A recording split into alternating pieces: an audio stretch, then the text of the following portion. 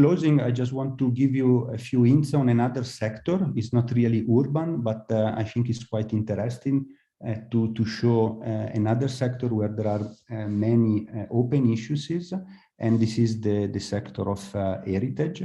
Why it is so interesting? Because the scenarios here are even much more different with respect to urban, with respect to geospatial, because there are different shape, needs, and resolution. Just look at the picture here on the bottom part of the slide. You see that the four heritage objects here are totally different. So you can imagine how the classification needs are complex for each of them. So also in this case, of course, orderless data, irregularity, and non-uniform point cloud are a pain, and no commercial solution. And very important, there is a shortage of annotated data. This is very critical issue in the heritage field. So here are some results just to give you some hints and to let you know that the field is also very interesting. Classes are, of course, very different, as we said before. For example, in this case, the need was to identify the architectural elements. So cornice, architrav, abacus, column, cornice, and so on, which is a very good example for identification. But if we go to another example, which is this one, so this is a quite well-known masterpiece in the heritage community. In this case, the classification need was totally different, was to identify area that needed to be restored or areas that were assembled. So you see that in this case, the geometric information are not super useful because restore and assemble areas are, of course, not really geometrically different. So in this case, of course, ad hoc methods and solution needs to be developed. And of course, another issue is similar to the urban and geospatial is generalization. Why generalization? Because, of course, if you develop a solution which is useful, let's say, to classify porticos in a city, you would like to classify the same porticos, or sorry, the porticos in another cities. Of course, this is not so easy, and that's why generalization also in the heritage and architectural scenario is very, very important. So in this case, we developed a solution which was able to learn and to understand how the scene is in a couple of cities, and then we were able to replicate it in other cities. Of course, they need to be quite similar cities in terms of architectures. We cannot, let's say, learn in Central Europe and predict in US, because of course they are two different scenarios. But if the unseen scenarios contain similar classes like columns, arches, windows, and so on, we can also do a very nice generalization. And last thing that we are now trying to replicate it also at urban scale is a method that we have developed for heritage. And it's called multi-level, multi-resolution. And why we want it, I want to present it, because it's quite interesting also for its replicability in the geospatial and in the urban scenarios. So what we did, the problem here was to classify an architectural object like this one, which is something like 3 billion points. And the problem was that the end users wanted to work with some 20 classes.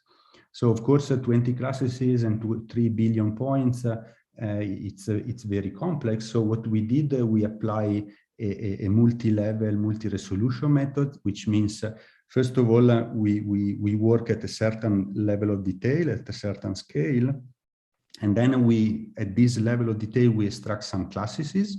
And then we increase the resolution, adapting also the features that we want to use in order to reach to the last level of detail and to the last classes which are needed.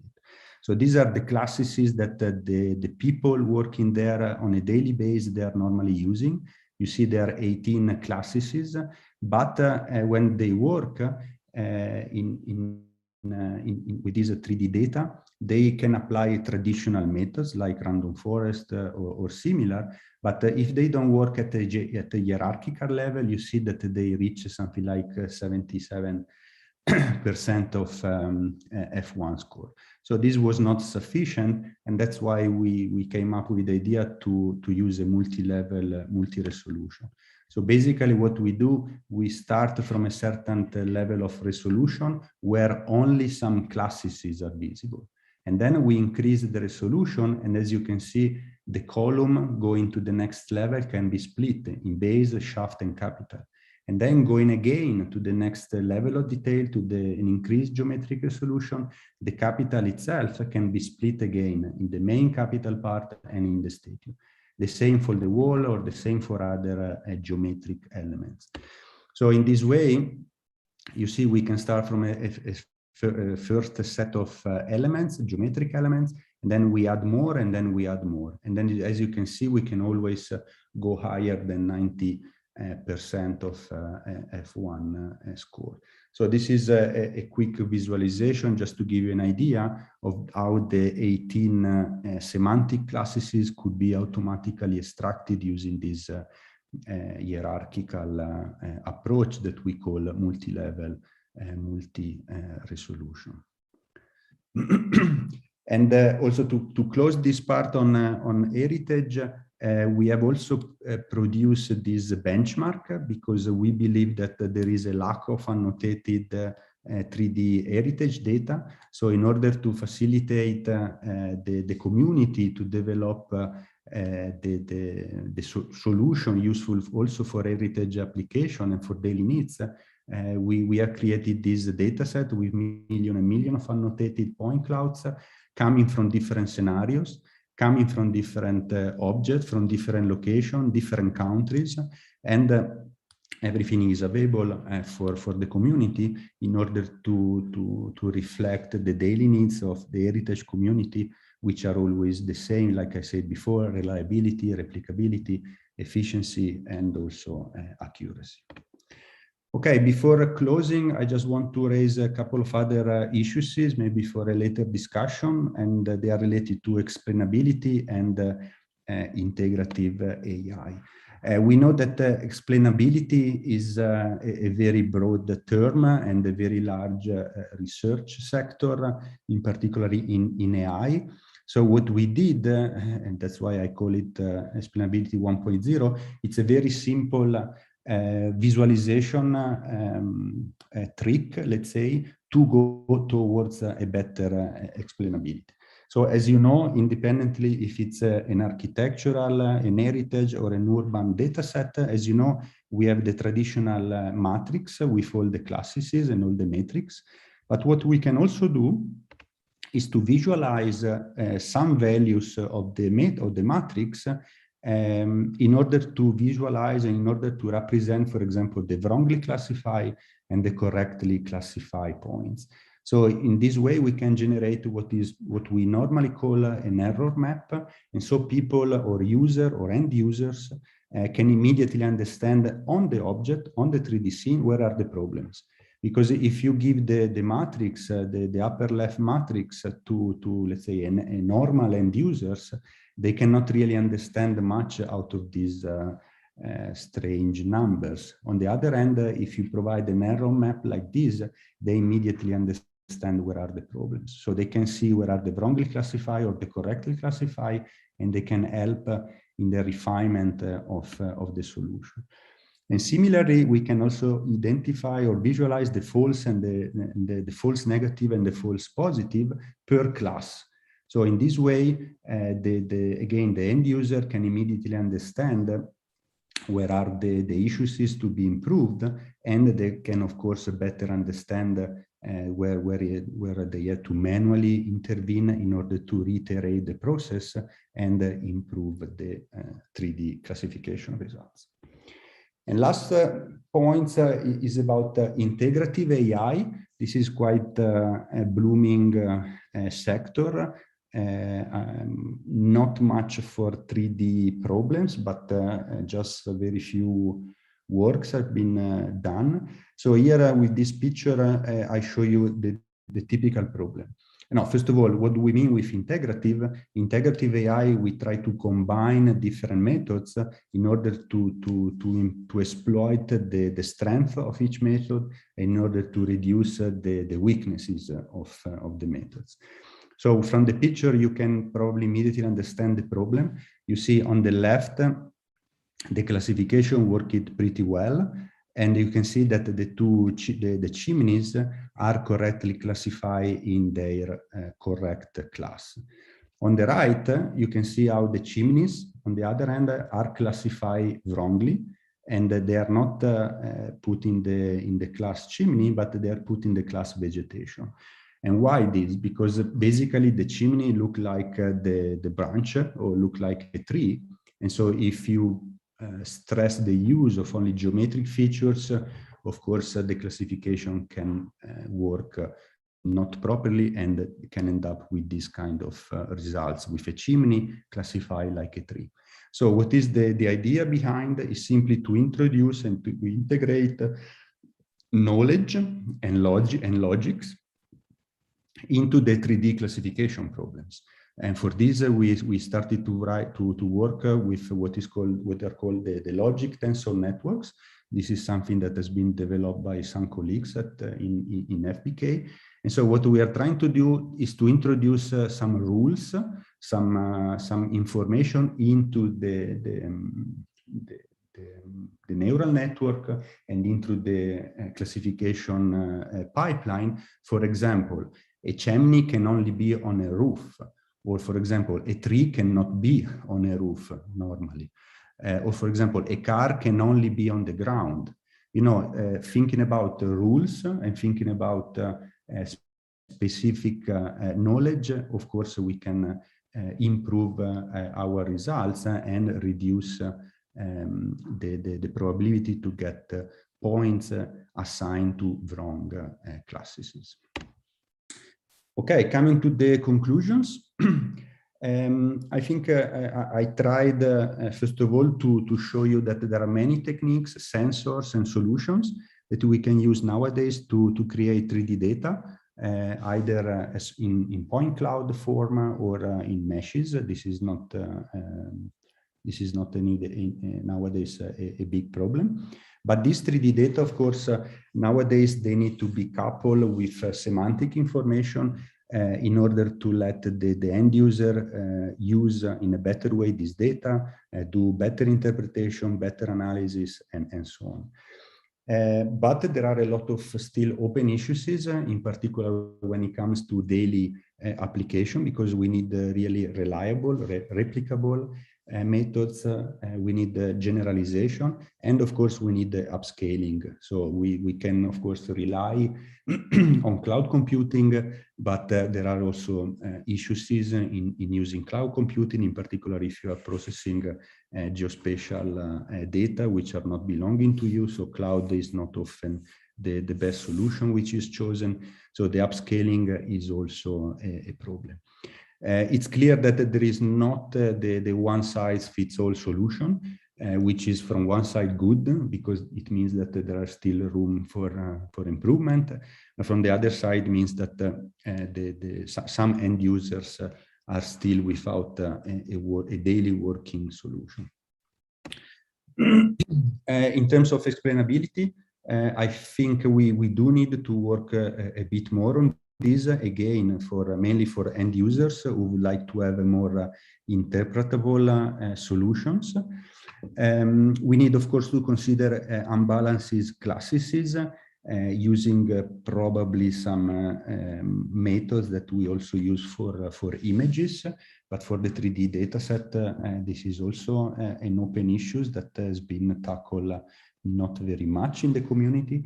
We might think to use a multi-level, multi-resolution approach also in terms of 3D data, although of course some classes are not really groupable, but we could think to use, for example, everything which is on the ground all together, and then to split it, I don't know, in real ground, in soil, and in grass, for example.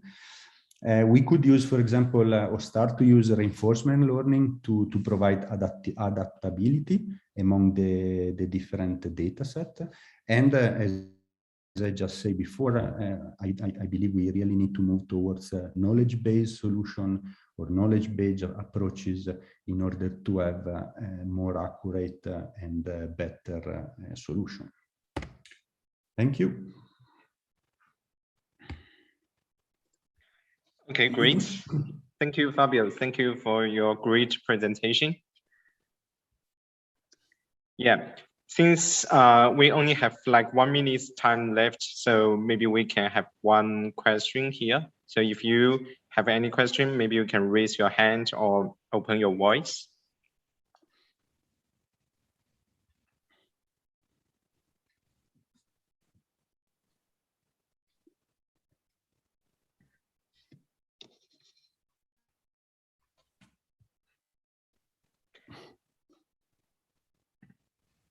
Question in chat. Yeah, actually, I can see that Khalid said that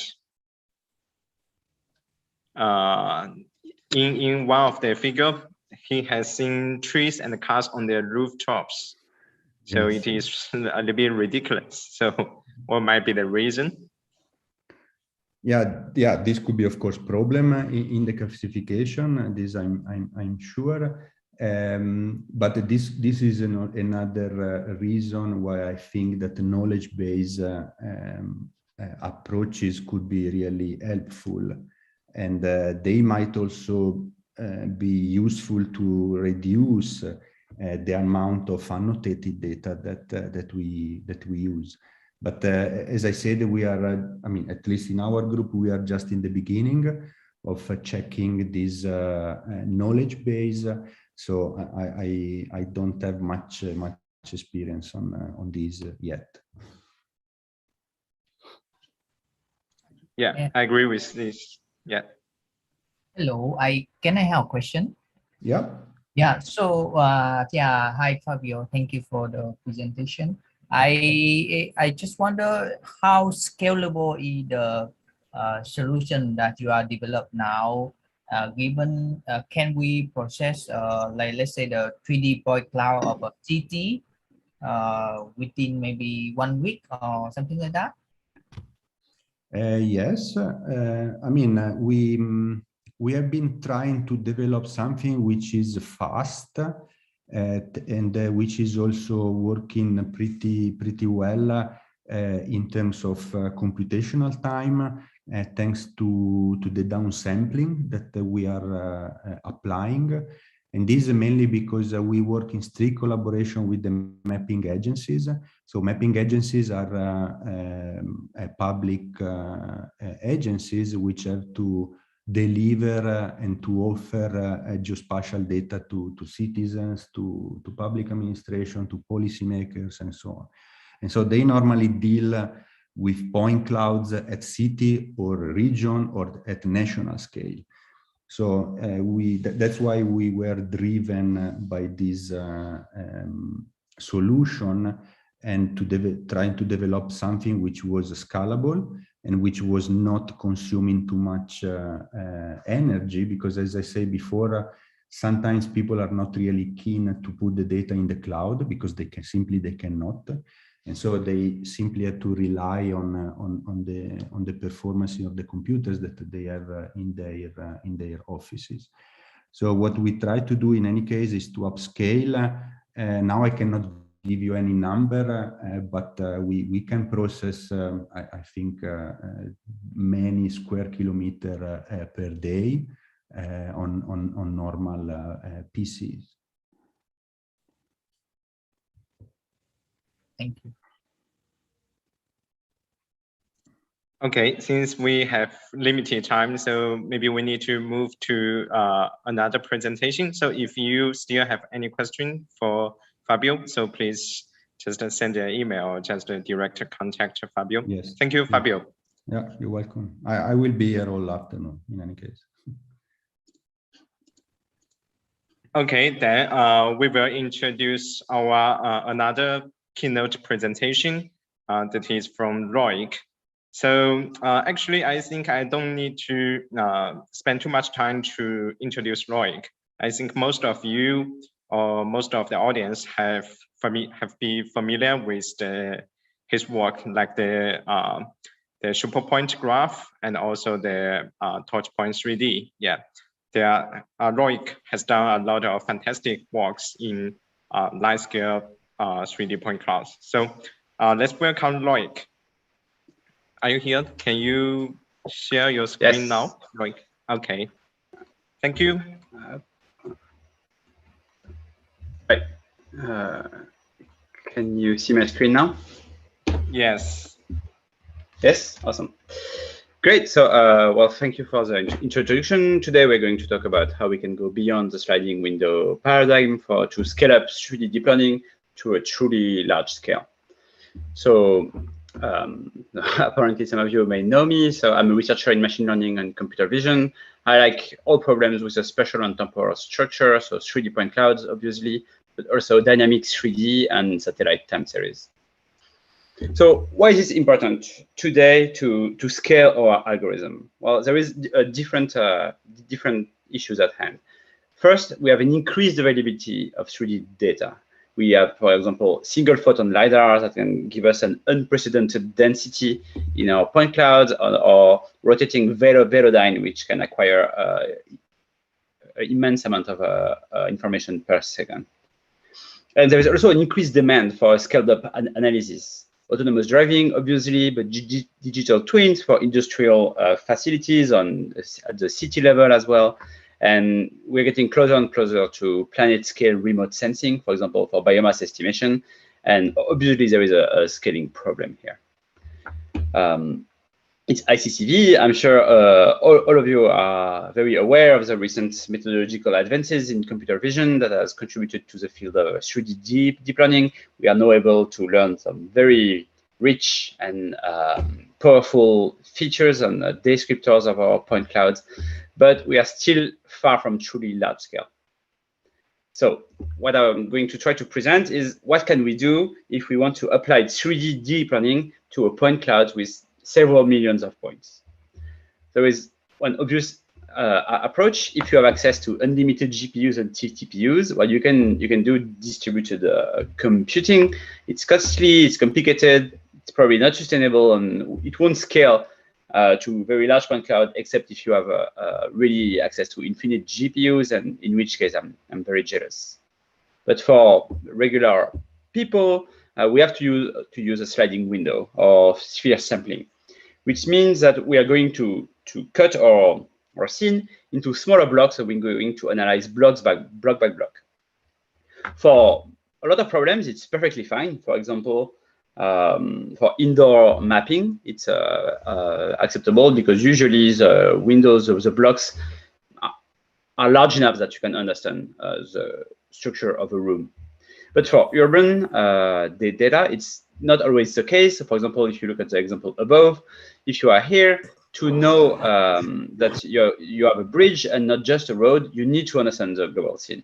And here, this semantic 3D data set, there is two classes. There is hardscape and buildings. And most of the time, the only way to differentiate them is to understand the global structure of the scene. So if you use sliding window and sphere sampling, you're going to lose the global structure. So there is a third approach. This is what I'm going to talk about. So first, I'm going to talk about semantic segmentation, and then surface reconstruction, and then I'm going to talk about more recent work on a lot of applications. So semantic segmentation, I'm going to very quickly to do an overview of 3D deep learning. If you want something in more details, I refer to you to the excellent review article by Guyot et al. In PAMI. So first, we have the point-based method that considers a point cloud as another set of coordinates. So of course, PointNet, RenderNet, etc., but also arguably the transformers. You have the multi-view method with the idea if you have enough images, then you can capture the geometry of your point cloud of your objects. Voxel-based method that discretizes space, and then you can run 3D ConvNets. Graph-based methods where you connect each point to a notion of neighborhood, and then you can use graph convolutions for example. Continuous space convolution methods that consider a point cloud as a discrete signal embedded in 3D space. And finally, the superpoint methods, which I'm going to talk about briefly today. So just, it's not something that has been created in a vacuum, right? The idea does not come from 3D point cloud analysis. I come from functional analysis, and this is what's something that we call exploiting structured parsimony or sparsity. A kind of problem that we are very interested in general is when we want to minimize a function that can be represented on a graph. And by that, I mean that each vertex corresponds to a variable and they have a certain connectivity. And we say that the signal is graph regular, exhibit graph regularity, if for most edges, for most adjacent vertices, they share the exact same value. And there is something that you can observe is that if a signal is graph regular, then it is also graph coarse, which means that it can be written as a piecewise constant function with respect to a partition of our graph with only few components. So it means that if you want to describe the value of this function on the graph, you don't need to give the value for each individual variables or nodes. You can just give the partition and then give a variable the value of each component. And this can save a lot of memory.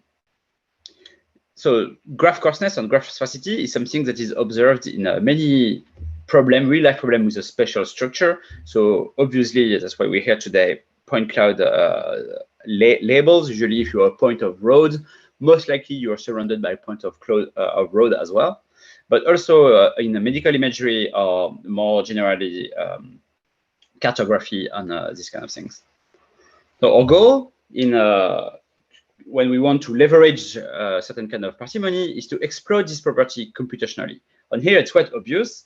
Since we know that some vertices share the same value, we don't need to look for individual variables. We can explore this in group, in bulk.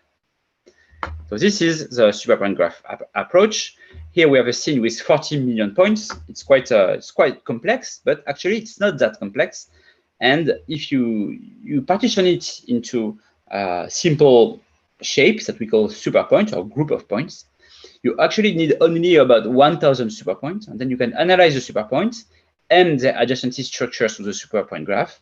And instead of classifying points, now you classify superpoints, and you have a very scalable, very high quality semantic segmentation. So basically, we break down semantic segmentation into 3 steps. The first step is the geometric partition into simple shapes or superpoints. So this costs a lot because you're going to see all points individually. But you can solve this with, for example, the L0 cut pursuit algorithm, which does parallel graph cut, and it's extremely fast. Then you have the superpoints embedding problem, where you want to analyze each superpoint independently to know its shape. It's usually you have 1,000 shapes that are simple. You can subsample them, and you can run a point net. It's almost free.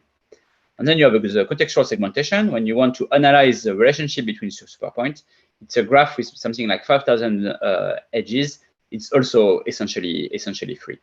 So note that we have pushed all the complexity to the first step, and all the other steps only operate on the superpoint graph, which is a much lighter structure. So instead of having a large point cloud problem, we have a small graph labeling problem. So again, here we have a chair on a table. We cut it into simple shapes. We analyze the adjacency. We embed each shape with like a point net or something. And then we have a message passing algorithm where all shapes can communicate with one another to have the consensus on the context leverage and emerging. And then we classify the superpoint instead of classifying the points. How do we do this partition? Well, a first approach was simply to compute handcrafted descriptors of the geometry and radiometry of each point. And then we are going to compute a piecewise constant approximation of this embedding. What it means is that if points are adjacent and have the same color and the same local geometry, we're going to put them in the same superpoint, which seems like a reasonable way of computing superpoints. So we can compute an efficient minimizer or close to the minimizer of this problem with the L0 cut pursuit algorithm. You have some details in these papers. But of course, there is weakness of this approach is that all the errors that you will make when you classify the superpoints, you will not be able to recover, because instead of classifying points, you're classifying superpoints. For example, here we have a whiteboard on a white wall. The whiteboard is flat, vertical, and white, and the white wall is flat, vertical, and of course white. So they're going to be put in the same superpoint, and the network will never have the opportunity to even learn what it is to be a whiteboard. So next step, we can learn the partition. Of course, learning features is always better than handcrafting them, because it turns out that humans are not so good at handcrafting features. So the idea, how do we want our embedding to be? We want the points embeddings to be homogeneous within an object. If we have 2 points that are in the same object, we want them to have essentially the same embedding. And we want high contrast at the borders. Why? Because when we do the piecewise constant approximation, we're going to follow the high contrast zone, because, well, it's not constant. So it turns out that it is a simple contrastive metric learning problem. And we can run it. Turns out there is something, a little difficulty. We cannot backpropagate through non-continuous optimization, and the piecewise constant approximation is by essence non-continuous. So there is no gradients to be had. So instead, we construct a surrogate loss. So basically, we tell our network what we want, how do we want our embeddings to be, and hopefully, once it learned, we can compute the piecewise constant approximation. So when we have 2 vertices that are in the same object, that are adjacent and in the same object, linked by an intra-object edge, we're going to penalize the norm of the difference, to encourage them to have the same embedding, so to promote homogeneity within objects. On the contrary, if we have objects that are, we have points that are adjacent but in different objects, so they are connected by an inter-object edge, we're going to promote contrast. So this idea of we learn the input of a non-continuous problem from which we cannot backpropagate, but instead we build our loss that encourages the input to have certain structure that we think is sufficient to be plugged into a non-continuous optimization problem. So does this work? Yeah, it works. So here you can see the embeddings. You can see that there are a high contrast between, for example, the ground and the floor, but this one was easy, but also the whiteboard. And you can see that the piecewise constant approximation is much better than other networks. So basically what happens is that the networks learn that when you have white, vertical, and flat area, and you have a very thin brown strip, most likely it is not the same object, so we need to have a high contrast. Here for autonomous driving data sets, we observe something interesting. Trees are very heterogeneous in terms of radiometry and geometry. The trunk is brown and flat, and the foliage is green and scattered. Yet we observe that the network has learned that it doesn't correspond to a transition between objects. So to put the same embedding, and now when we compute the piecewise constant approximation, we have a one-to-one segmentation of trees as a bonus. In terms of performance, so when we released in 2018 SuperPoint Graph, it was a big improvement on the state of the art, which was then caught up. And if we learn the SuperPoint and then run SPG, we can improve SPG.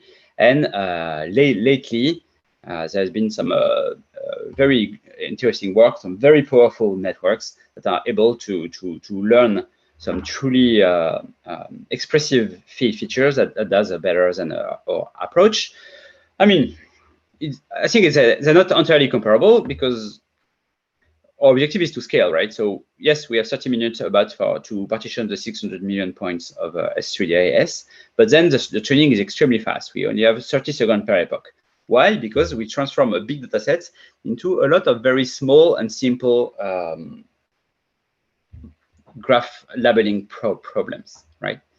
And our network only has 200,000 parameters, for example, compared to almost 30 million for Minkowski-Net.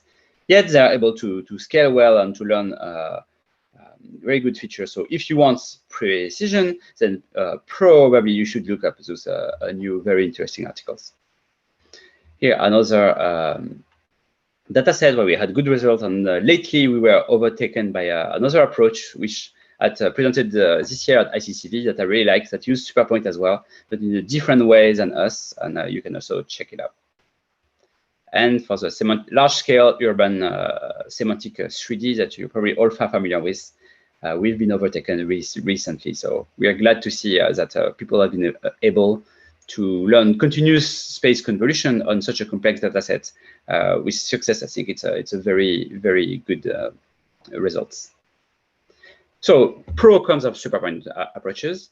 So yes, I'm going to anticipate some criticism. Yes, it requires a pre-processing step, but only once. You only need to do it once, and then you can try a lot of different approaches to perform the graph labeling problem. And the partition speed is about 10 million points per second if you use our newest version of Cut Pursuit that I will release hopefully this month on the repo.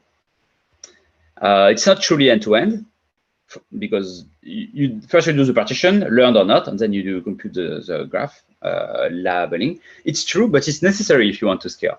You cannot have something that scales to 40 million points, that see all points, and that do end-to-end partition and then classification. It's nonsensical.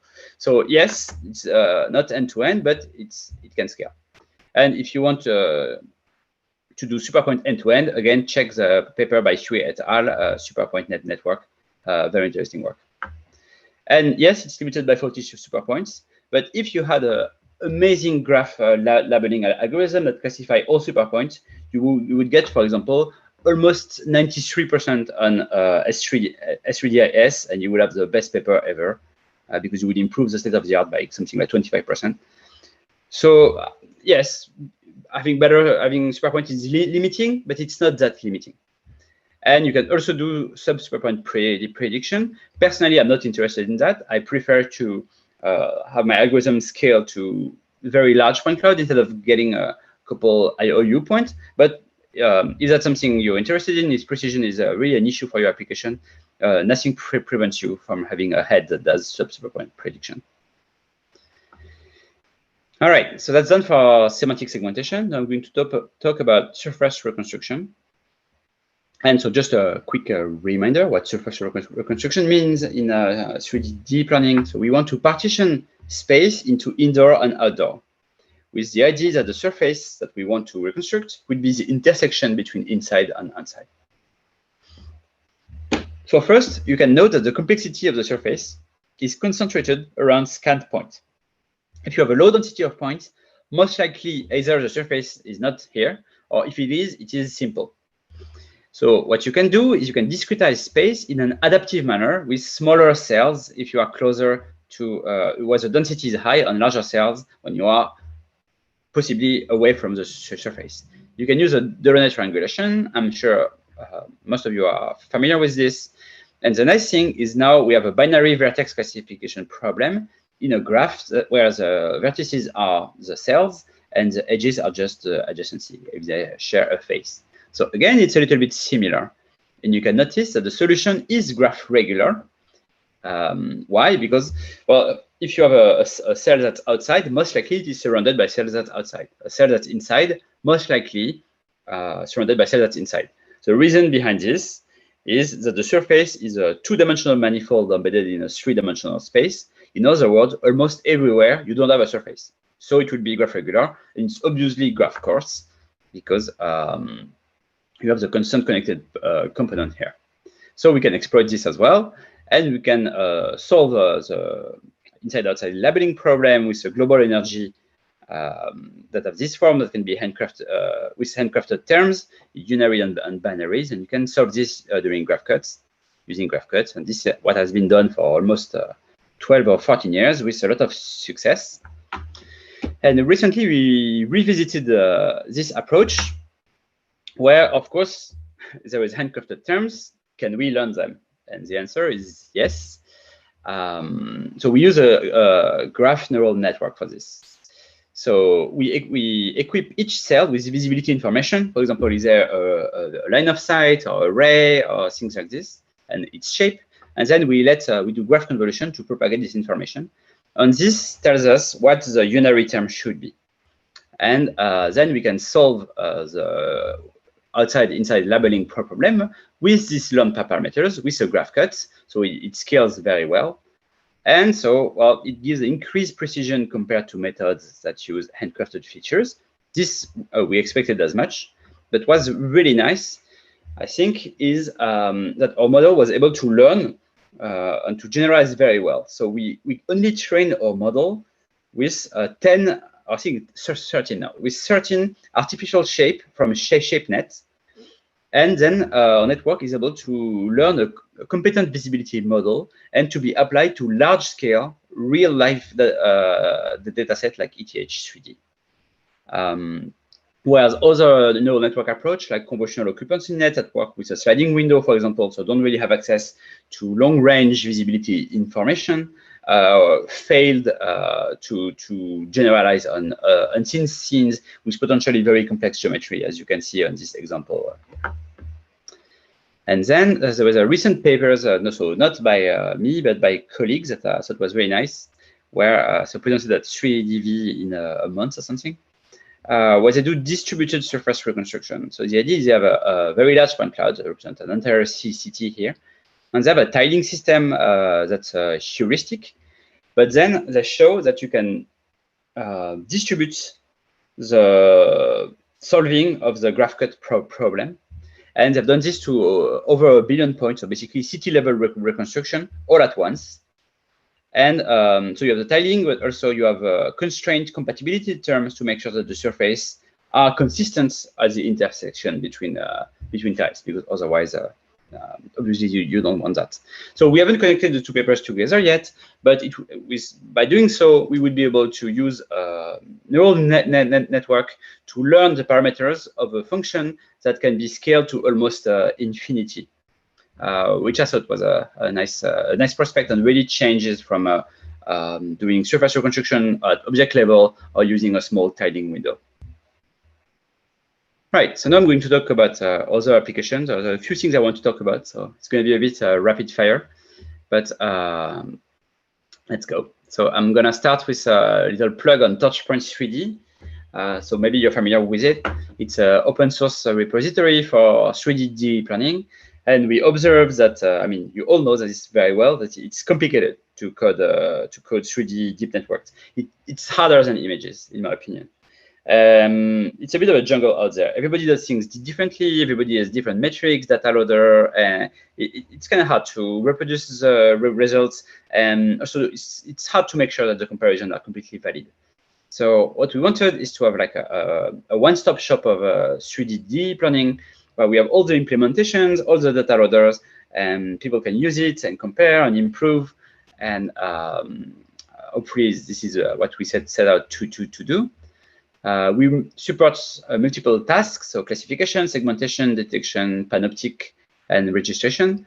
And so for all those tasks, we have the metric and the losses. And so the metrics have been tested by the community, and so you can trust them. And we also reproduce multiple SOTA state-of-the-art network. So full disclosure, our implementation of RenderNet is broken right now. So if you know this network well and you want to contribute, please, you can do a pull request and you can contact us on our Slack. We would be very grateful. So why is it important to have a lot of backbone networks? Well, the general idea is if you have an application that needs point features, for example, or cloud features, you can work with PointNet++. That's easy to parameterize and easy to understand. And once it works for PointNet++ and you want something a bit more powerful, well, you can swap it for like Minkowski Engine or KPConv, for example, with minimal efforts. On the contrary, if you were working with PointNet++ implementation, the data loader is different from Minkowski Engine and are different from KPConv, etc. So it's going to be a lot of work to switch backbone. With Torchpoint 3D, not as much work. And we have a lot of data sets that are accessible and new ones constantly. The idea is you can download, clean with known errors, and submit on the submission servers directly through Python. So if you and your team have a data set that you're proud of, please, you can contribute by providing us with a data loader. So maybe this will give more exposure, and it will make it easier to use by the community. And so I assume all of you researchers are not afraid to code, but if you're a practitioner or if you know practitioners, Torchpoint 3D, you can launch complex training with a single line of code. Just have to specify your task, the model type, and the model configuration, and the data sets. And if you want to change the configuration, you just have to edit the Hydra config file, and you don't have to go into the code. So you can run a lot of experiments like this without really having to look into the code.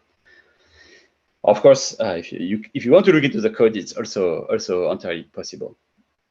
And so I included this. I think it's relevant for this workshop on scaling up, because using trusted implementation is a sure way to avoid common mistakes.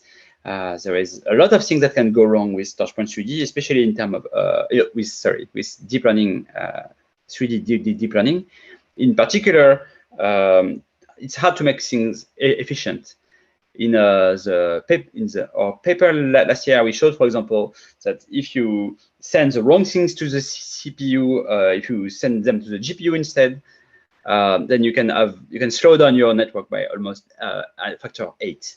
So there is a lot of mistakes to be made. So you can either use Torchpoint 3D or compare yourself to our implementation to make sure that you did everything right.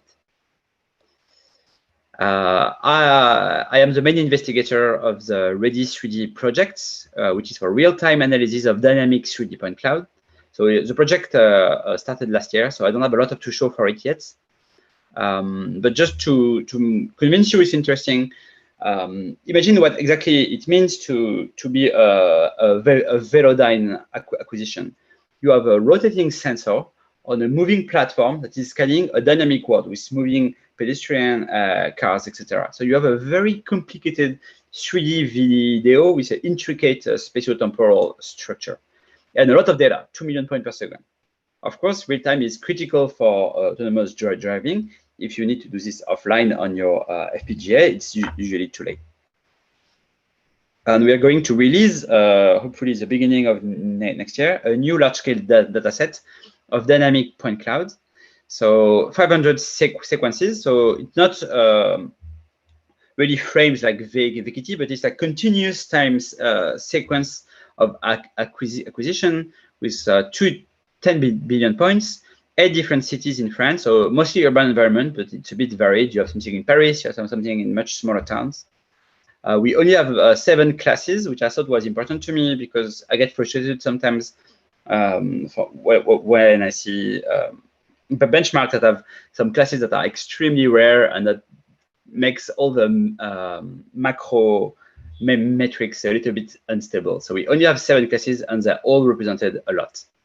And we also have individual instances. So if you want to do panoptic stuff, you can do that. You have the rich metadata because you have the exact time of acquisition of each point on the angle and the fiber and a lot of things that I think can be useful, but usually are removed from the benchmark, and so we cannot use this kind of information. And of course, it will be open access. So stay tuned for that. Now I'm going to talk a little bit quickly about AI for forestry analysis. So I know it's not urban, but I think it's extremely important, for example, to do deforestation and biodiversity monitoring. And it's a field that is a little bit overlooked by the computer vision community. And I think it's too bad because if you want to do AI for good, well, help us and help this community to have a lot of very fun problems with real life applications. So here we have different problems. So usually it's fine to use the sliding window to capture the context of a tree, except if you have some truly enormous trees, it's going to be enough. You can sample a cylinder, for example, and it's going to be fine. But it's very hard to annotate. You cannot just take a scan of a forest and send it to a labeling company, telling them to annotate it, because it's kind of 3D point soup. It's very intricate. It's very hard to visualize. So what we do instead is we work with people who go in the forest and they annotate, they give us information about what they see. For example, they answer questions like, what is the proportion of the ground that is covered by trees or bush around you in an area of 10 meters? And so this kind of high-level aggregated question about their surrounding. And then we made a very simple, just a point net basically, network, but that can work with in a weakly supervised manner, only with high-level aggregation, and that yet it is able to produce good point-wise prediction, and more importantly, vegetation occupancy map in 2D that are actually very crucial for things like forest fire propagation and these kind of things. Okay, and then we are also working on how to transform some annotations that we have into an actionable 3D point-wise annotation, so that we can train a network on. Because all annotation usually looks like something like well, north-northeast, we have a tree that is 20 meters tall and things like this. And to go from that to a point-wise annotation is actually quite complicated. So we're working on it. It's taking a bit of time. Hopefully by spring next year, we will have a data set with thousands of individually identified trees, classification and everything. Lastly, a different kind of scaling. A recent work that we did, and the idea is, okay, what to do if you have a large unstructured collection of shapes of 3D point clouds. For example, maybe you are a company that bought a very large amount of CAD models, or maybe you scanned all your equipment, and you want to make sense of it, but you don't want to have to look through hundreds of thousands of 3D point clouds. So what you want is something close to clustering, right? You want to put the shapes that look like similar together, and then to have like one representative for each of this cluster. This will allow you to understand a shape collection at just one glance. So already we have two obvious issues. If you want to do clustering, we need a good way of comparing samples. And here we have the exact same share, but with different rotations and different dilation, but we want the distance to be exactly 0. So already we see that there are going to be a problem. And then imagine that somehow you've been able to find a cluster of all the chairs. How are you going to represent this cluster?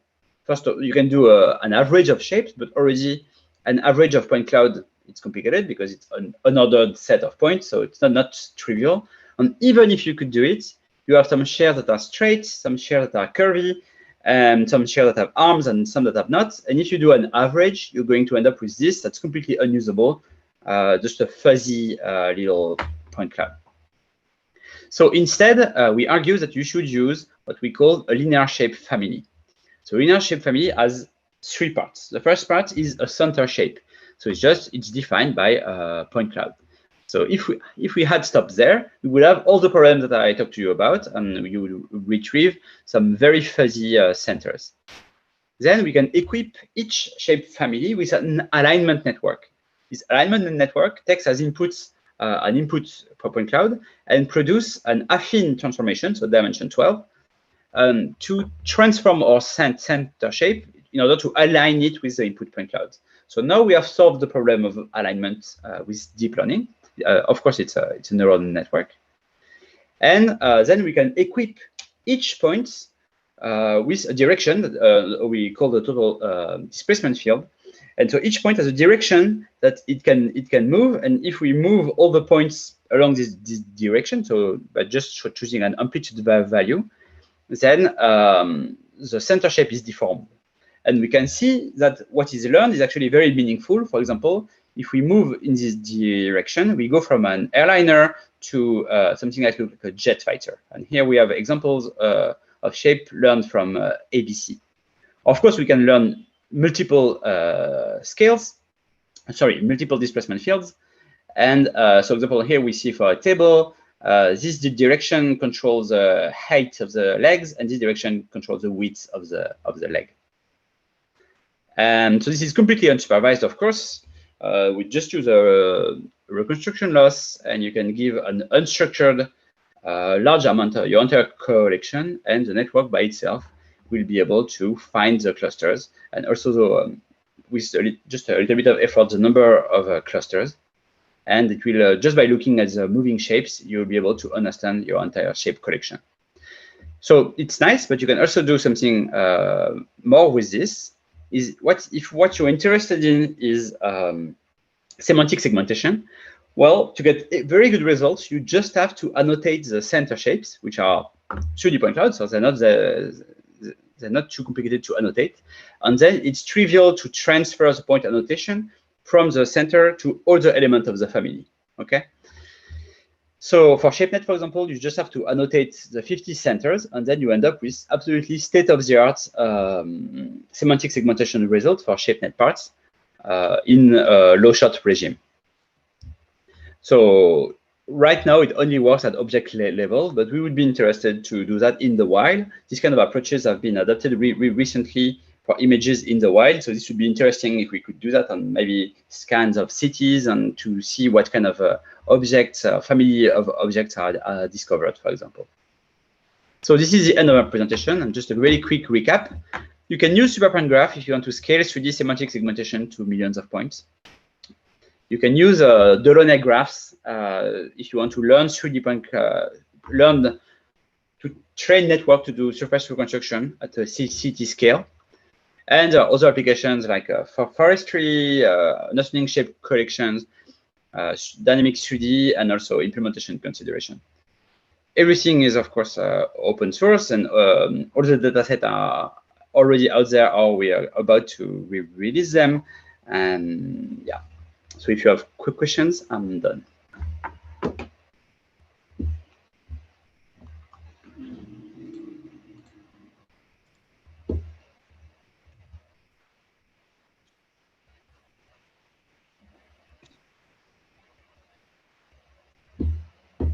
Loic, actually, Yes. Can you hear me? Yeah. Mm-hmm. So actually, I have a small implementation question.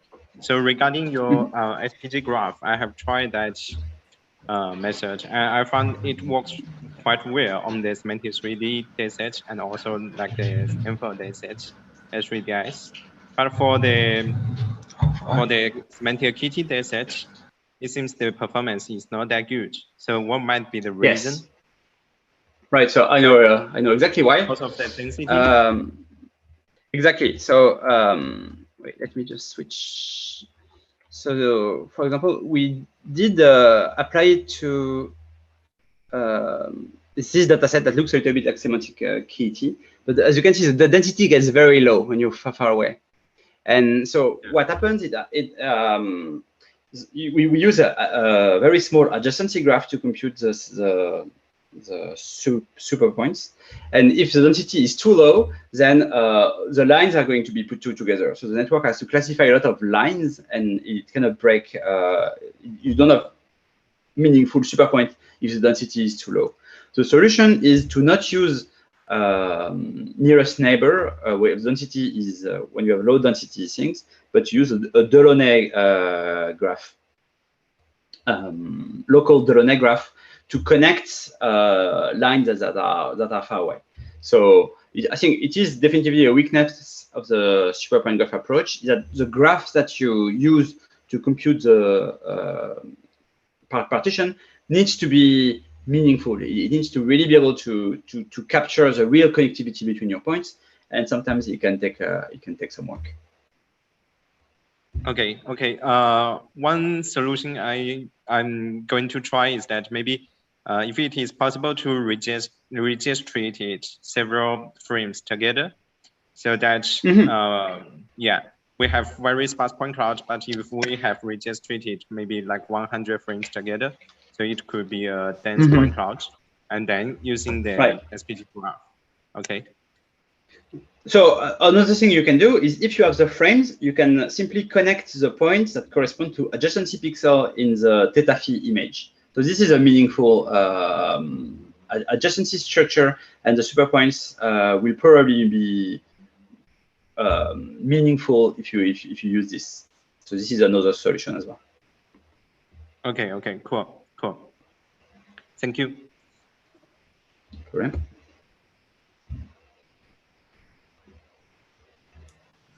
Hello, Loic. Hi. Thank you for your great talk and for your very great work in semantic segmentation and reconstruction. Actually, I'm very interested in the city scale reconstruction of your work. Mm-hmm. I was wondering, have you, could you briefly tell us like the difference of your approach and the implicit field-based approach? So you mentioned that I remember there is a slide you've compared the occupancy network with your approach, right? Mm-hmm. So, sorry, apologize, I haven't read your paper in detail, but I'm very happy to hear about your opinions. Right. So, for example, yeah, all the implicit function methods like implicit grid and things like this are very well suited for object level reconstruction. But when you have large scenes with a lot of emptiness, the sliding window methods forces you to take a small sliding window, and you're going to have a lot of issues reconstructing. So first of all, you have a lot of problem reconstructing something that is consistent at a large scale. A second issue is that all those methods don't use visibility information. So basically what they do is they learn shapes. And if they have shapes that are completely out of distribution, then you end up with this weird, very low quality reconstruction. What our method does is it is forced to learn a visibility model. It's forced to learn what it means to propagate line of sight and arrays and things like this, because that's the only information that it has. It's a very, very coarse amount of information that we give to each of our cell. So it's not as powerful. And obviously for high quality scans, we're going to perform under something that can learn meaningful shapes like a convolutionally coupled net or implicit grid, but it can generalize very well because that's the same sensor that we still have the same visibility, whereas it's for an object or a complex scene. Right. Thank you. Thank you. Yeah, I'm very happy to hear about that. Okay, Qingyun, I don't have any questions. Any other guys have questions? Thank you. Or yeah.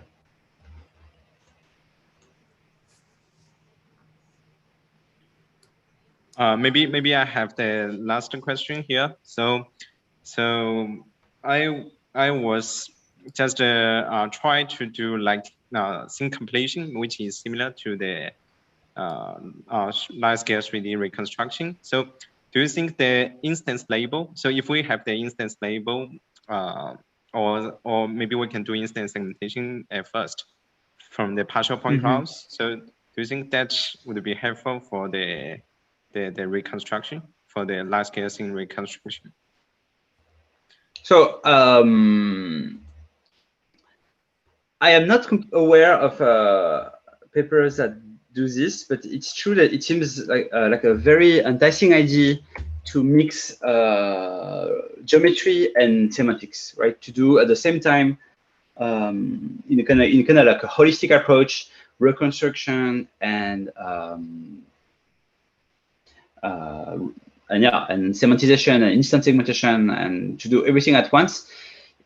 I haven't tried it, but you usually in deep learning, when you try to do several things at the same time with the same network, different task allows the network to learn better features because they all have different insights. So I think that would actually be probably a very good idea.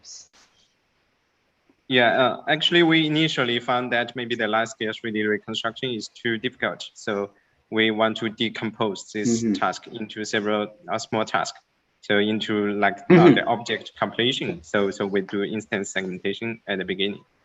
So, but maybe, yeah, as you mentioned, if you're using a single network to do everything, maybe the capacity is limited and the task is too difficult. Yeah. Okay. Thank you.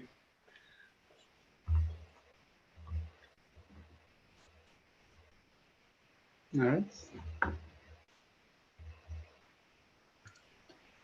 Okay, so due to the limited time, so maybe we will move to our awarding ceremony.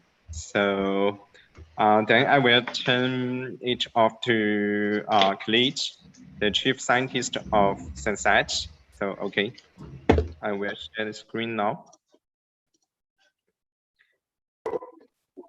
Okay, Khalid will announce the winner of our challenge and also announce the special gift provided by Sensat.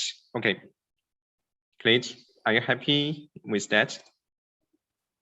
I am very happy with that, and thank you very much to all the keynote speakers. It was an insightful talk. I have many questions, but I know we're running out of time, so we'll just get onto the meat of it.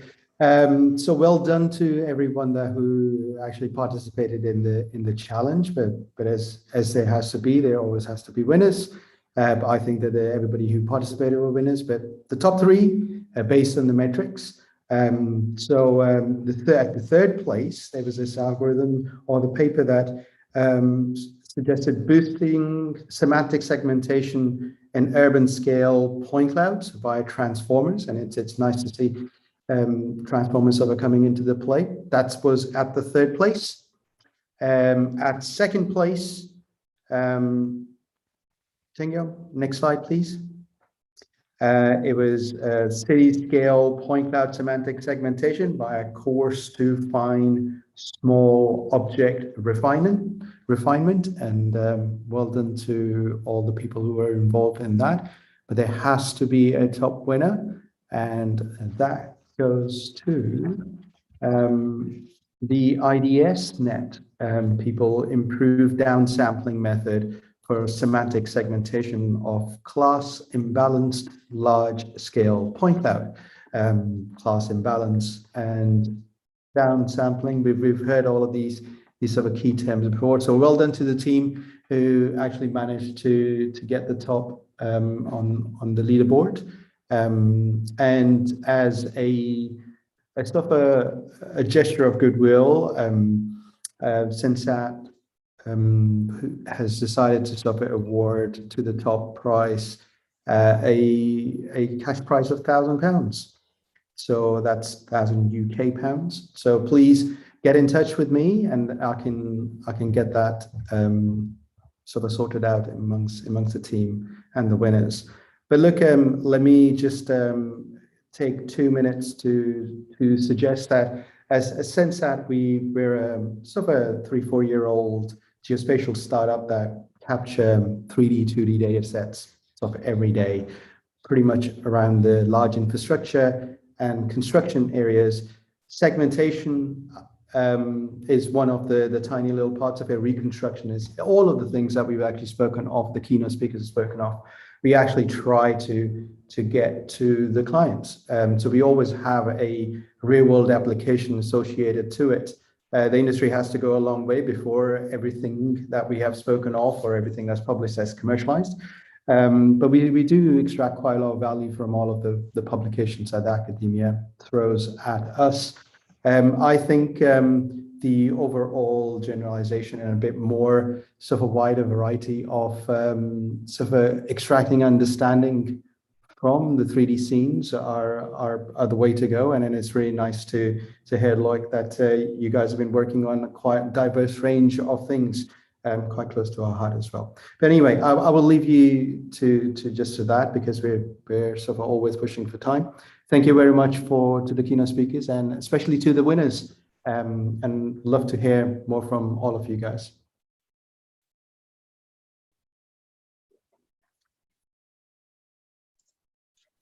Okay. So then we will have 3 winner talk. So the first one is from the team WhatsApp. So boosting semantic segmentation in urban scale point clouds via transformers. So Zuoshi, are you here? So it's your show time.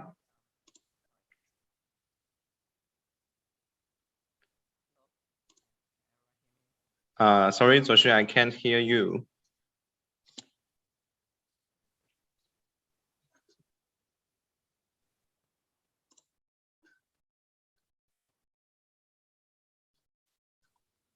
Hello. Can yeah, okay. So I will. Okay. Yeah. Okay. I will stop the sharing. Yeah, I'll just share my screens and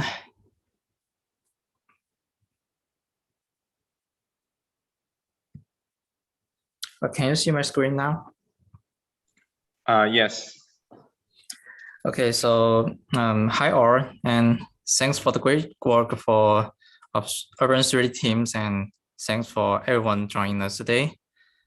I'm Zhuo Xu, and I'm here to present our method boosting semantic segmentations in urban scale point cloud via transformers. So as we already know a lot of things about this task, I'll skip this part and go to the main part about data process. Since each scene contains an extremely large number of points, it is impossible to input all the points into the network at once. So what we do is to repeatedly and randomly select a seed point as the center and draw a small block or voxel, as you can say. Further, randomly select 4,096 points that within this block as input. The size of the block determines the geometric range of the input points. So it also provides the basics for multi-scale training. So the network we use is quite simple actually. It contains conventional encoder-decoder blocks, and for each block, it has a transformer layer for enhancements of learning abilities and better feature extractions. This is basically built based on the point transformer structure, and which contains down simples and up simple procedures with a semantic head. So before further explaining the network, the first question is why choose transformer? As you can see, there are lots of difference between image and point cloud data. The information of the image basically comes from the RGB. Once this part is removed, the image will no longer contain information with only pixel locations, which is very different from the point cloud. The result, RGB is still contain tons of geometric information. And transformer can extract and analyze this information quite well, you see. When it comes to point clouds, the first thing we cannot ignore is the disorders and the sparsities, right? And it is irregular. But transformer is a sequence to sequence structures that will ignore the order of input completely and just calculate the relations between each element. Unlike the special 3D convolution like KBConv use, which will calculate the relations only between center point and the neighbor point, transformer has more calculations and has greater learning abilities which is been widely proven in the image field. But then you see, it also has a problem that the transformer is too global. As just said, it will ignore the order of input and treat it as a sequence. Therefore, the point far away and the point right next to it is equivalent to the transformer. That's obviously not what we wanted. So for each input point, we choose the nearest k point as a group, then apply the transformer inside every single group. So as I said, for n input points, we choose the nearest k points and got n groups, then apply transformer, which is to calculate the attention relationships between query, keys, and values, which are actually different representations for the same feature. And we also add the relative precision coding here for both attention map and the value side, just to enhance the network's perceptions of the locations of different input points. And finally, we double the layer depth for better learning. Since the transformer structure we use will not change the resolutions of the network, so a down sample module is further used here. As you can see, simply applied fastest point sampling here, we can easily guess what we wanted, but that will cause a loss of information loss. So we further use KNN as we use in the transformer block to aggregate the features of each group. And also add multi-scale KNN of feature aggregations just to enhance the effect. In addition, we also add relative distance and local directions to enhance the features, which was introduced in SCFnet. The result of baseline indicates satisfactory performance on most of the classes. So then we focus on more hard examples. We applied OHM loss with cross-entropy loss to account for largest loss only. And we get the best result when we keep the top 25% value finally.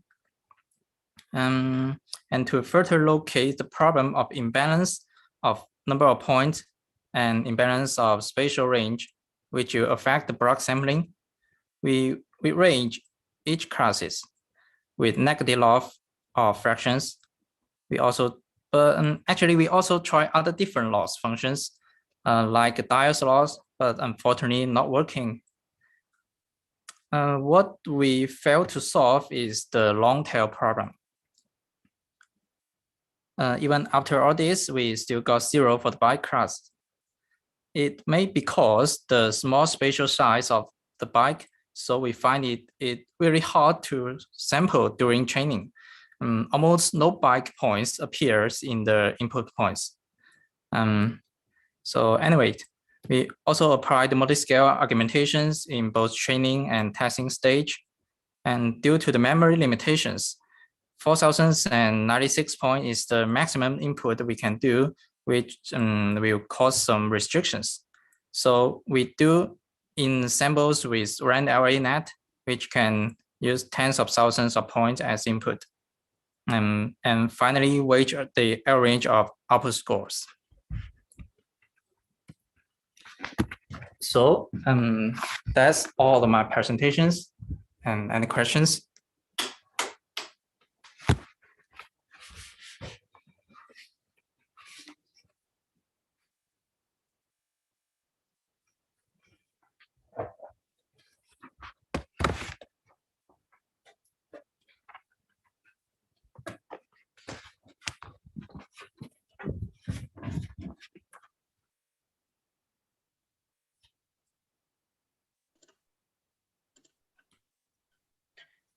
Hi, I just found that in the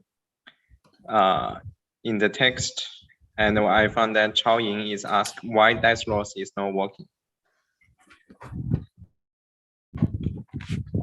You mean the die loss or? I mean the dice loss. Yes. Actually, we didn't go so deep to figure out why it doesn't work. Just from the performance and the outputs, we can see the effect is not quite good as the cross-entry loss with OHM loss.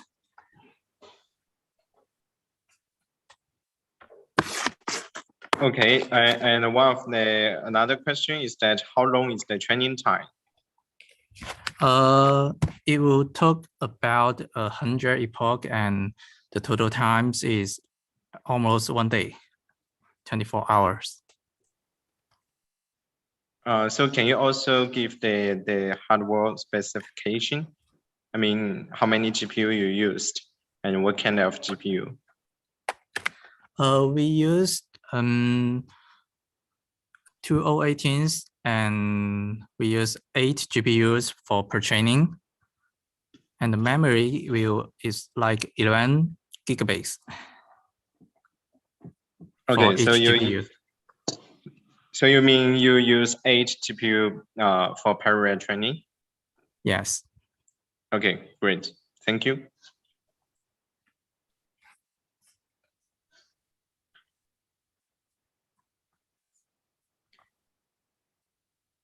So another question is that I have saw that you mentioned you use the point transformer So you have re-implemented that, or just based on the public implementation? Yeah, actually, it is reproduced with the paper's representations, and because it didn't open source for the point transformer. It haven't. Okay, and I can see another question is that what is the difference of your work compared with the point transformer by Peng Shuan? And we know that the point transformer is also accepted as the SCCV 2021, and it shows strong performance on the S3DIS and also other datasets. So what is the main difference of your method and this method?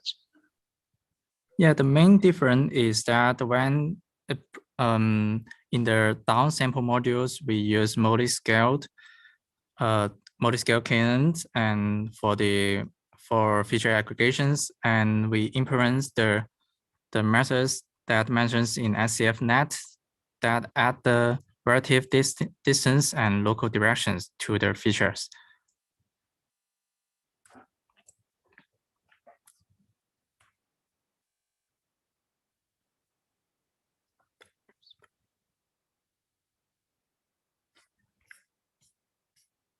So is my answer clear, or? Yeah. So I'm still waiting for if there is any other question. Okay.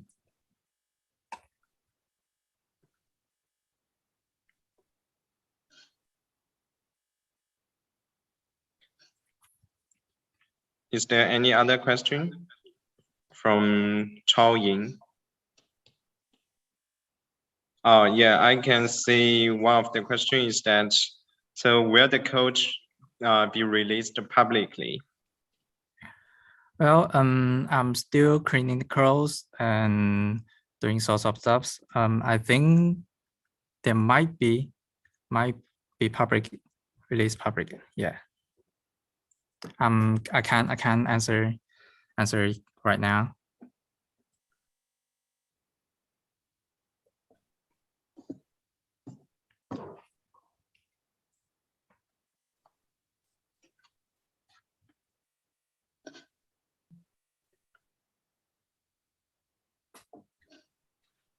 Okay, so let's waiting for your code. Yeah, I think this could be a great value for the community. Oh, thanks. So is there any other question?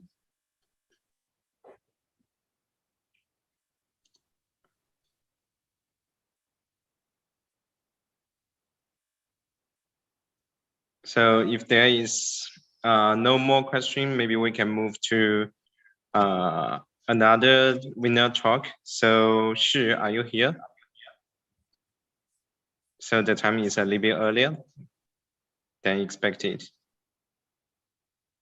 Are you here, Shi?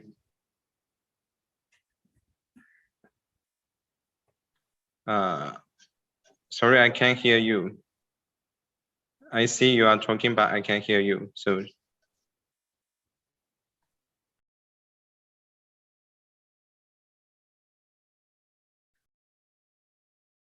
hi, Shi.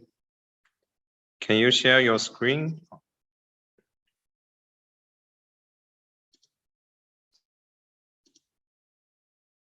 Okay, I can see your screen, but I still cannot hear you.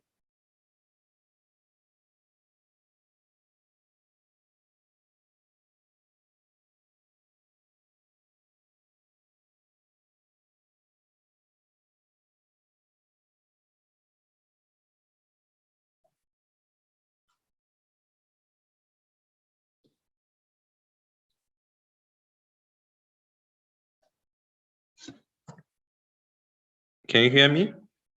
Yeah, it seems that I can see she opened his voice, but there is no sound.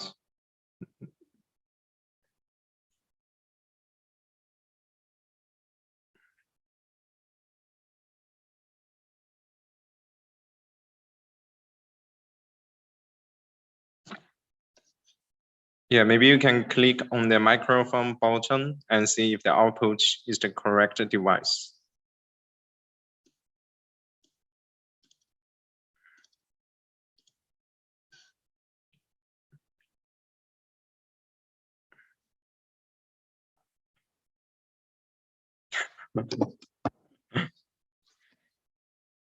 So since we haven't have the coffee break, so maybe we can start the coffee break now, and we will have 5 minutes break, and then we will wait for Shi's presentation. Thank you all. Thank you all.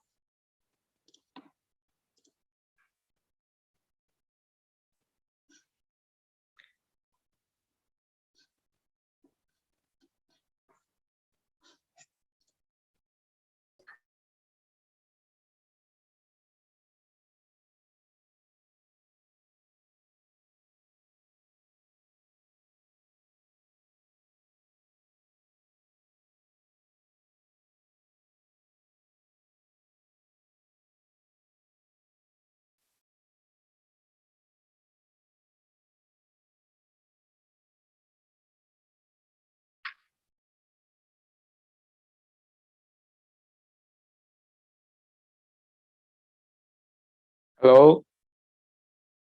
Yes, we can hear you. Are you sure? Yes. Okay. Okay. Maybe we can have, yeah, as I mentioned, maybe we can have a coffee break. It's like 5 minutes.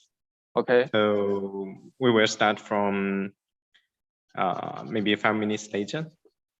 Is that work for you? Okay. Cool. Thank you.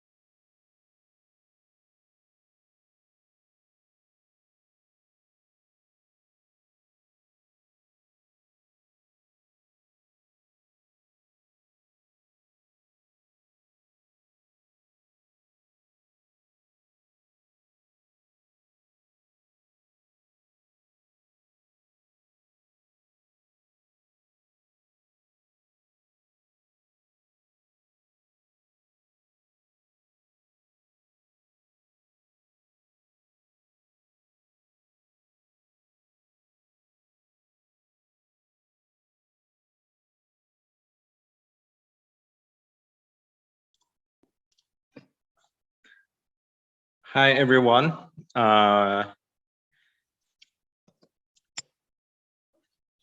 Okay, since time is ready, so we can start. So, Xu, can you start your presentation? Yes, could you hear me? Yes, yes. Okay. Okay. Hello, everyone. This is our project, and our method called city-scale point cloud semantic segmentation via cost-to-find small object refinement.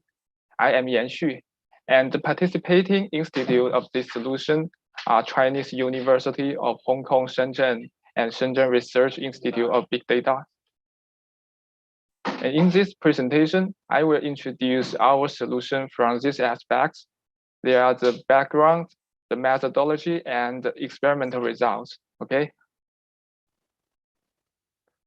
This is the introduction of the dataset, and the SimSet urban dataset collects point cloud across 3 cities, which contains 3 billion points in the 7.6 square kilometer area.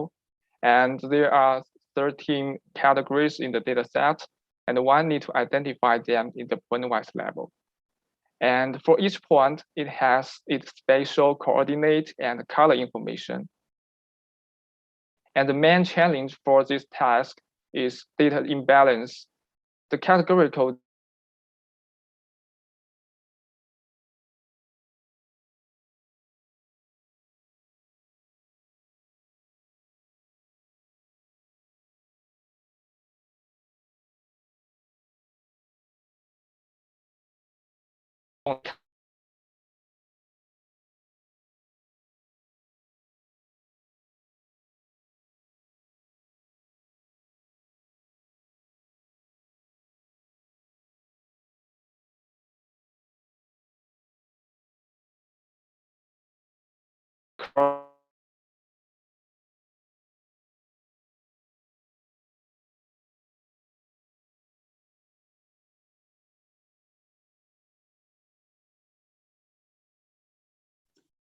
Sorry for the interruption. So, Xu, can you hear me?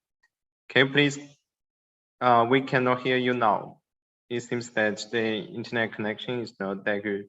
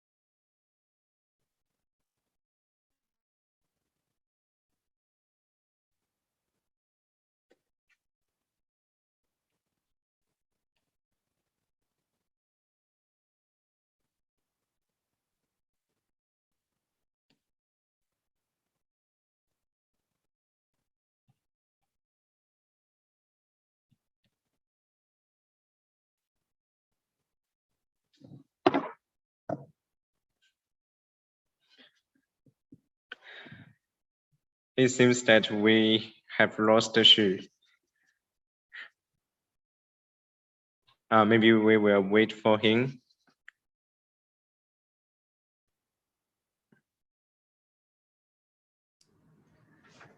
Hello, Qing. I'm contacting his supervisor and try to solve it as soon as possible. Probably wait 1 or 2 minutes. Okay.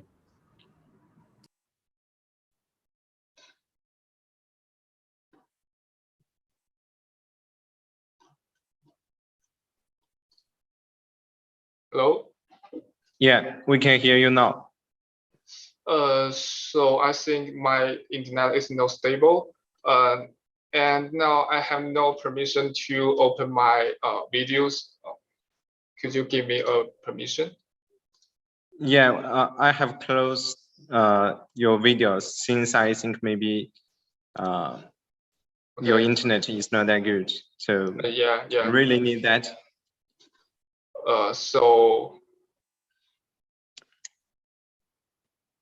So where I should begin? The background. I think I can skip the background part and directly for our model part. Okay. Okay.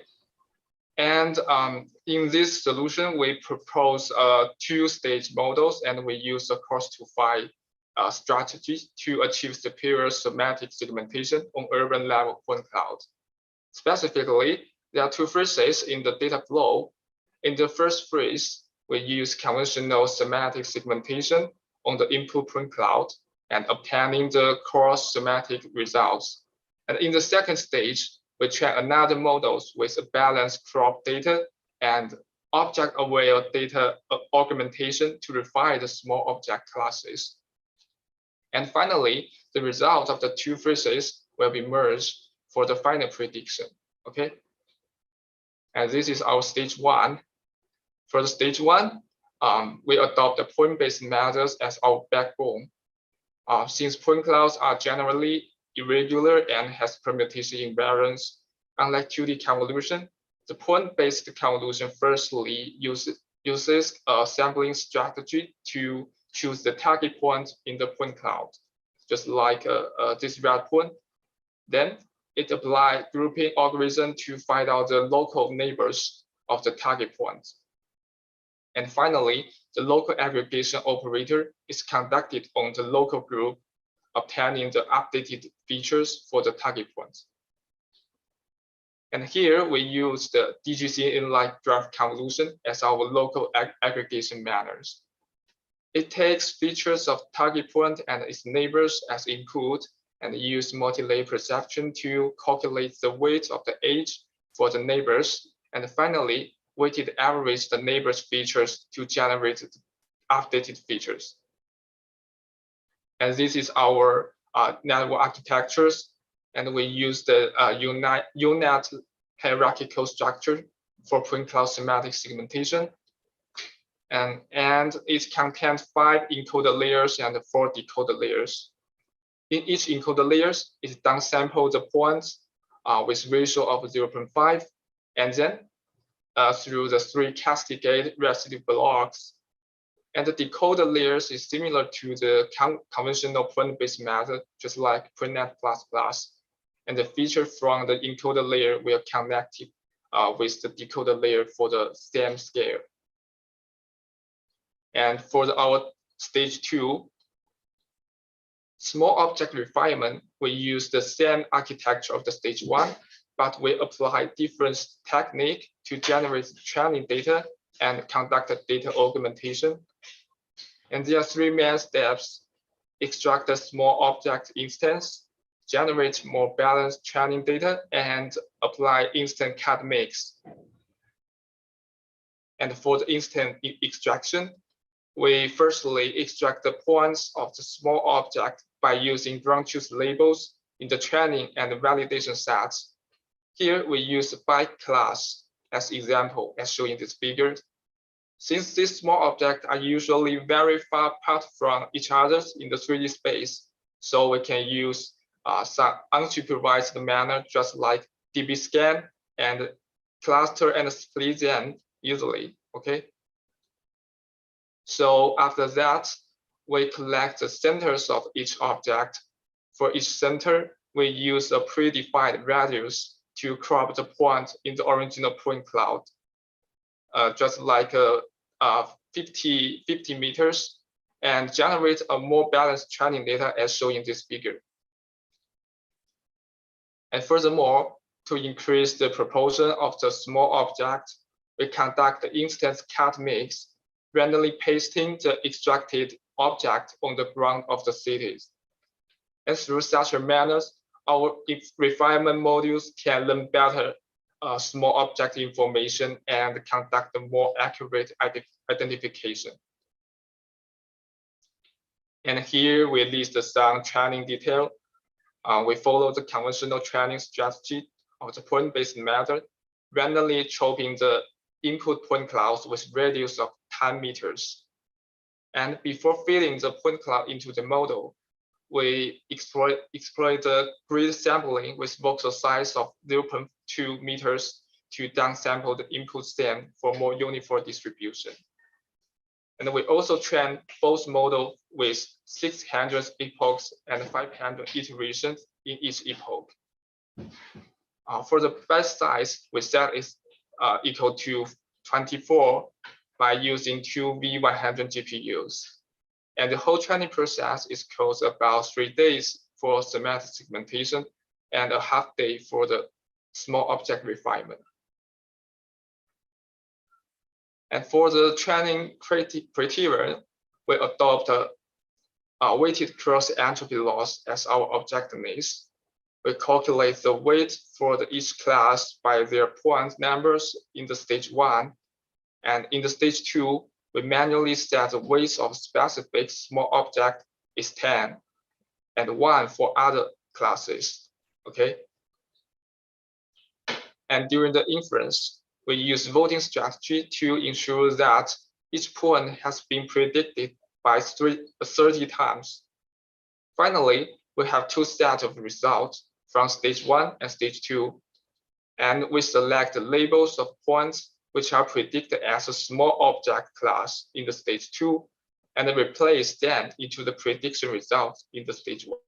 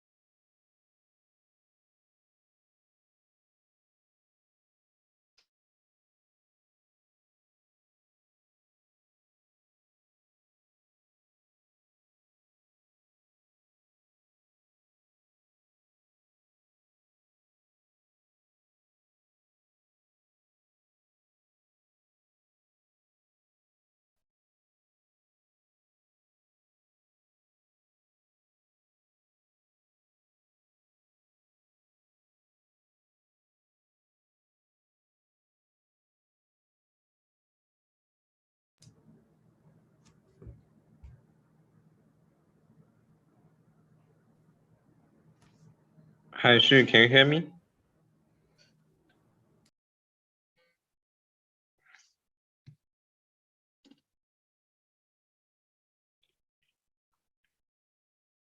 Hi.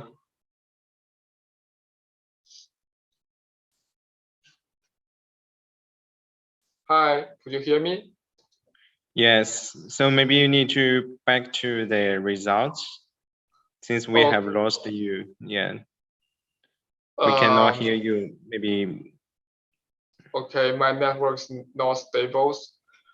Yeah. So let's begin the result from part, the right? results. Okay. Okay. Thank you.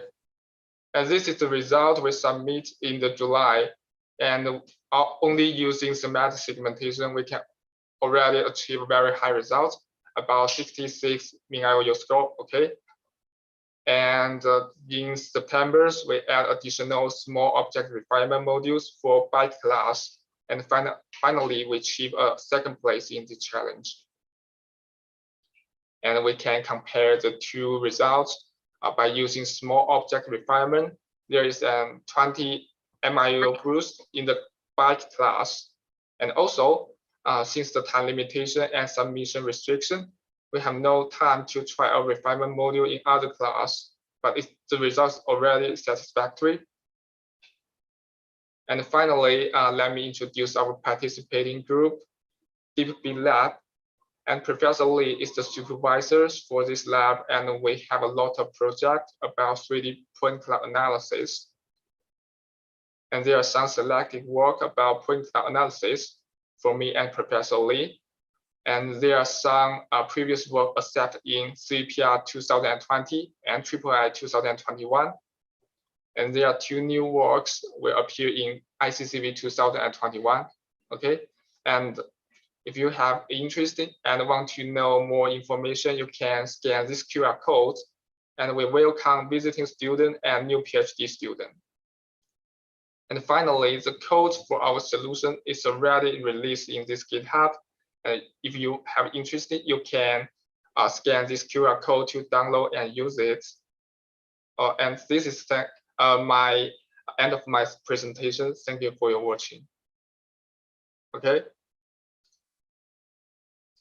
Hello. Okay, thank you. Thank you, Xu. Yeah, actually, I have seen some questions, so I will forward this to you. So the first one is it possible to jointly cause and find network end-to-end?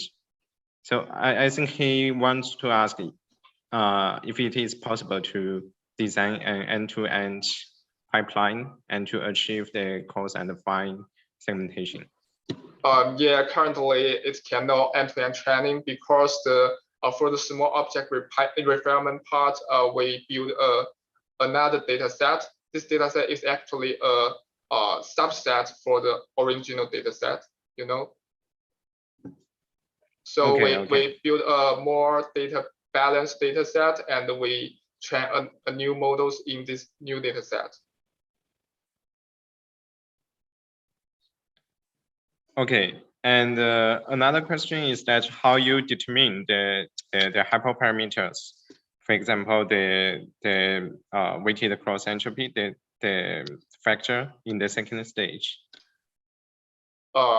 Yes, for the first stage, we actually use the hyperparameters in random net, just like you used. And for the second stage, we train this parameter in the validation set, and finally choose the 10 as the weight of the small object. And also another question is that how do you choose the dataset hyperparameters, for example, the radius and also the grid size or etc. Okay, for the grid size and also follow the random net, and for the radius, I choose the different settings and finally tune the best one on the validation set. I think this answer is the same to the previous one. Okay, it seems that there are a lot of questions. So the next one is, in your closer look 3D, which type of network do you use? The post-pool or procedural grid?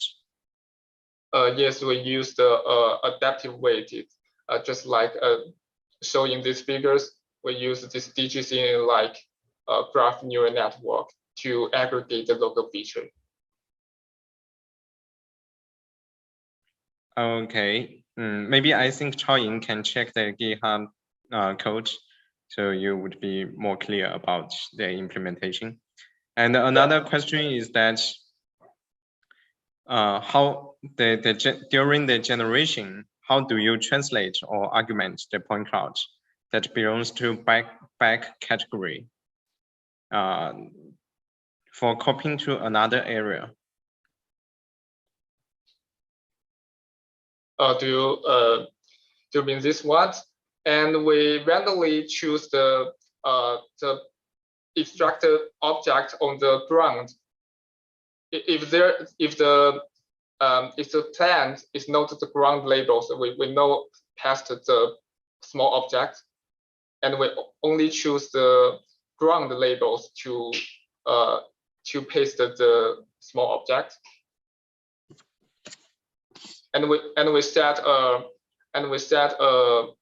random seed a probability to randomly extract some seeds in the whole cities, and for each seed we just and we determine whether this point is a ground label, and if it's a ground labels, we pass the small object randomly on this ground.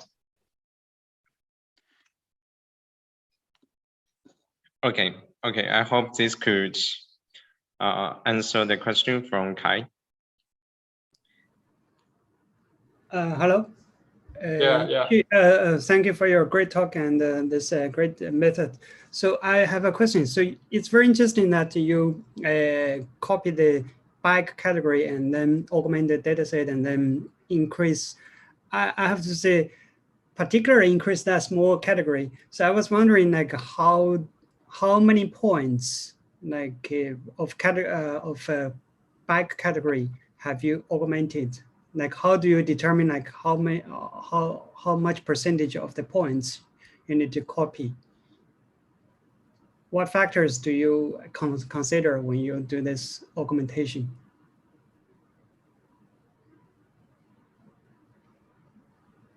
Sorry, can you hear me?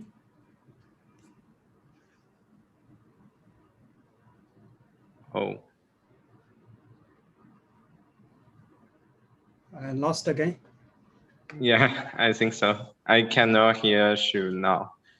So due to the time limitation, maybe you can answer the questions through text and then maybe send the message to Bo.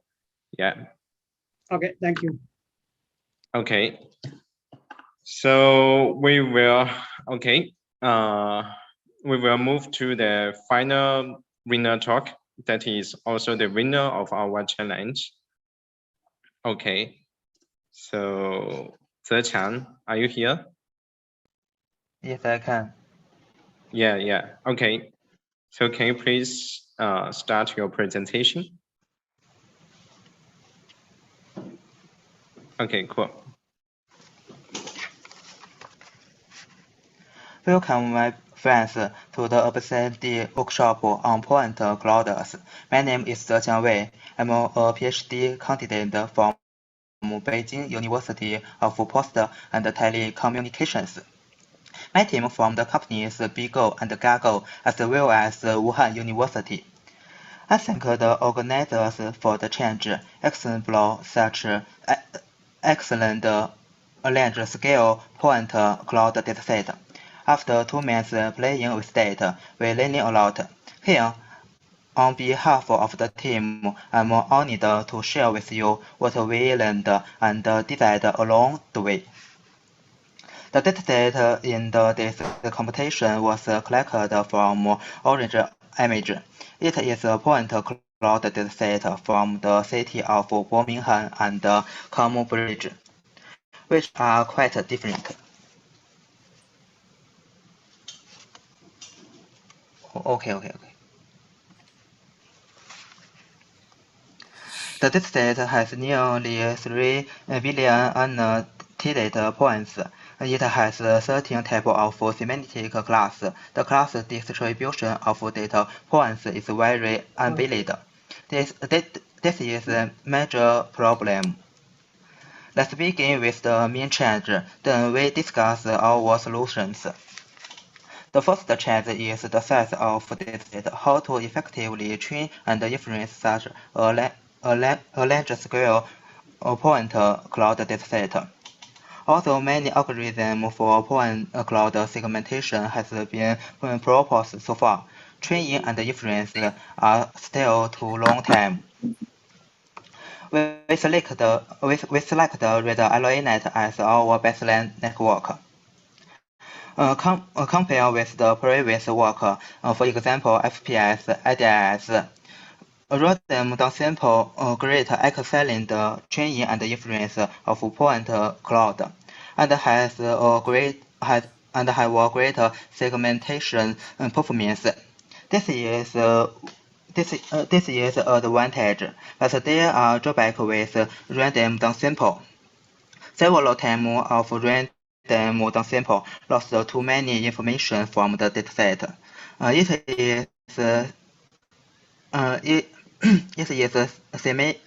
Segmentation performance is unstable and can be poor.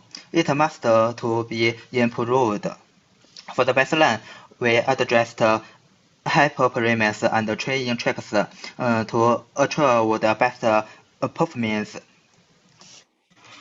We experiment on different downsample grid size, the number of point input network, as well as bit size.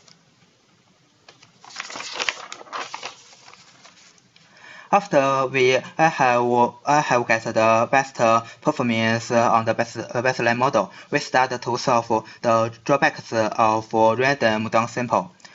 Our first train is use the semantic downsample instead of the random downsample.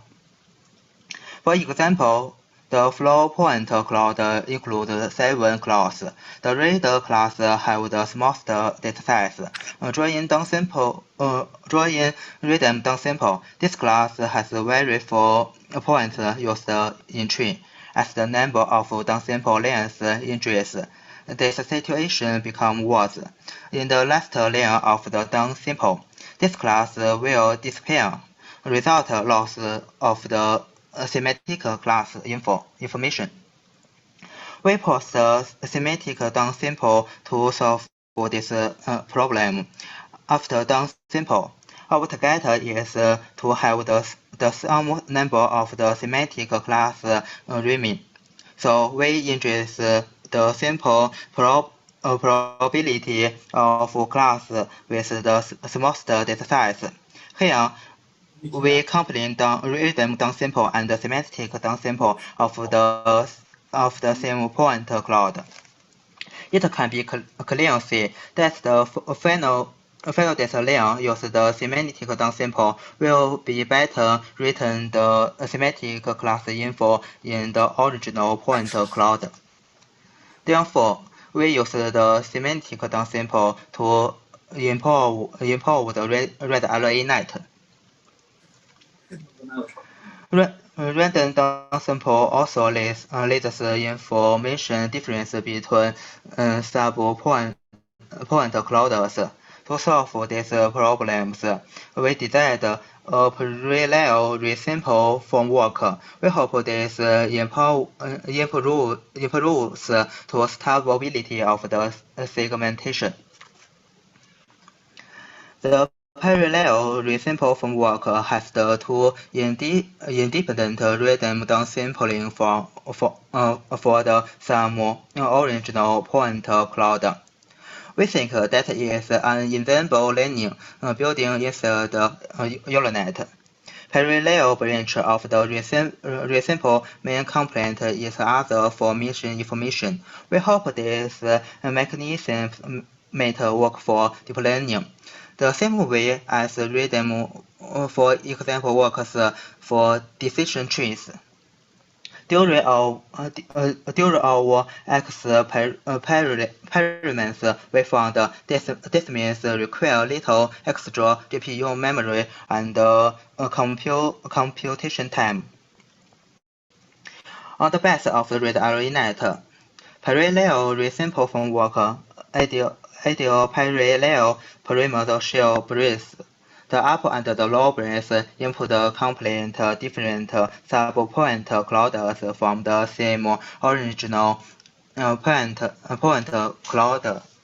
Then the two sub-point clouds information connect together.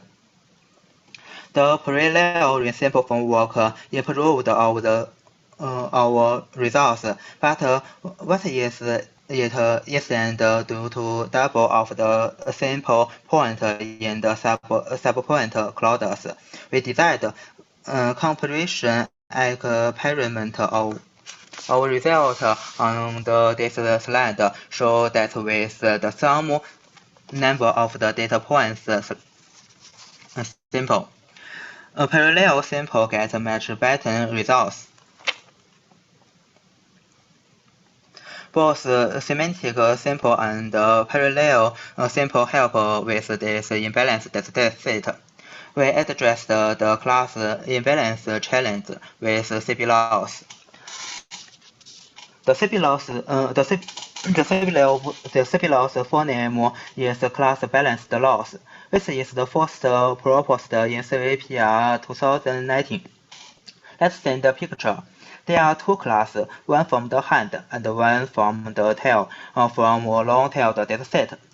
The red line is reweighted by inverse class frequency, which makes the head class to tail one. Then the black line is no-weighted with breadth the opposite result. The blue line between the red and the black lines. Is the performance of the CP loss with smooth and the two means. Indeed, we use the in-history model CGANet.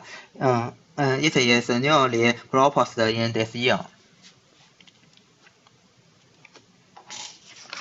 In the original process of the k-nearest neighbor feature fusion in post-clouds, whether the neighbor points below the sum class was not be considered.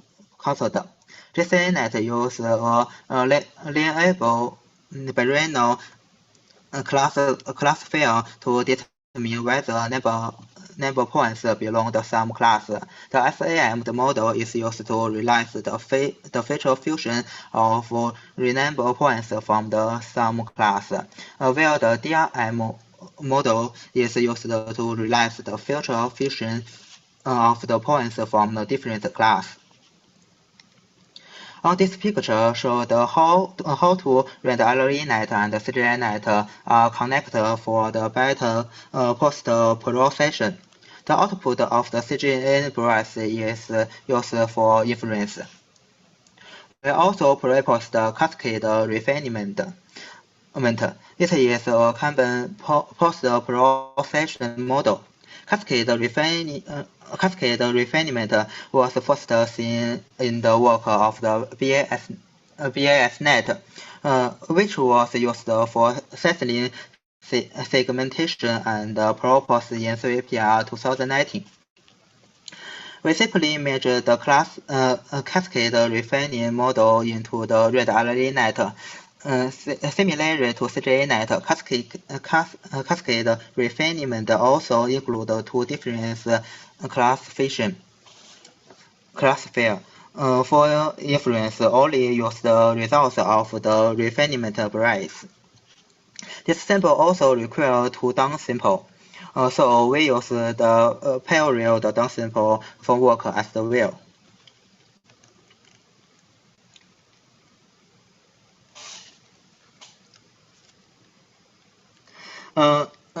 This section shows the results for our experiment along the way.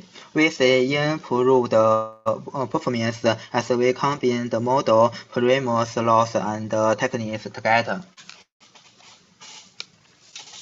This is our ensemble model we finally select and the best results of each class. And this is our final model of the ensemble and test results online.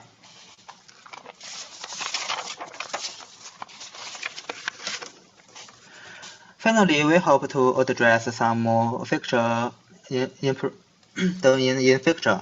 First, we want to introduce transformer or MLP into the model. Transformer has a natural advantage in processing disorder dataset and building connection. Second, we want to look at the self-supervised and unsupervised learning modes. For now, point cloud training starts from random init. We want to adaptive or select key points, drawing down simple. The target to improve the computational effective will keep information consist. Thank you for your time. Our contact info is listed below. We welcome everyone discuss with us.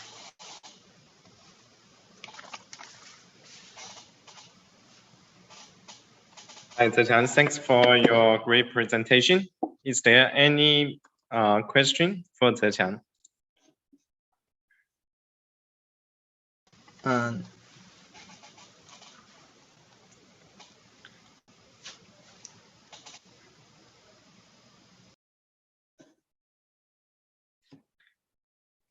Okay, maybe I could start the first question. So can you back to the ablation slides? So I would like to know which module is the most important one. Hi, Zheqiang. Wait a minute. Can you back to the ablation slides?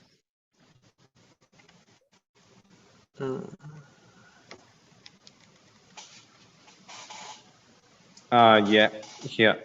So I just want to check which one is the most important.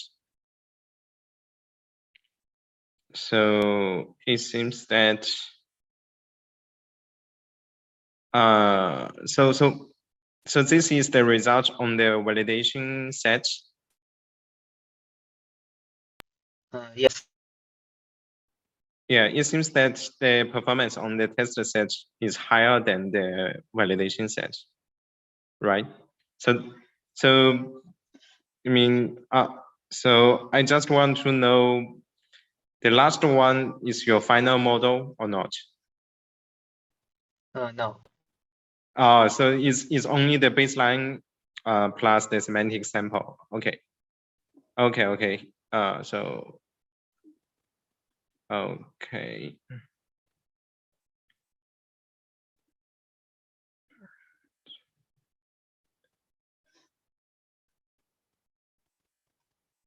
And also, there are some questions. For example,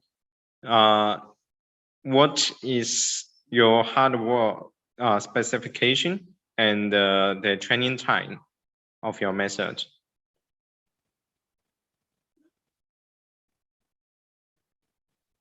Hi, Zheqiang.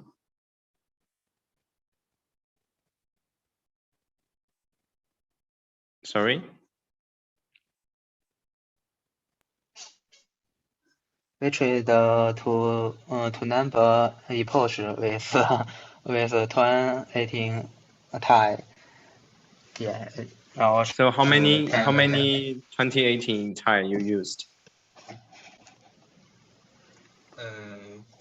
4 cards NVIDIA 2080 Ti, about 200 epochs for 24 hours. 24 hours. Okay, thank you. Yeah. And also, could you share the strategies how to downsample points based on semantics?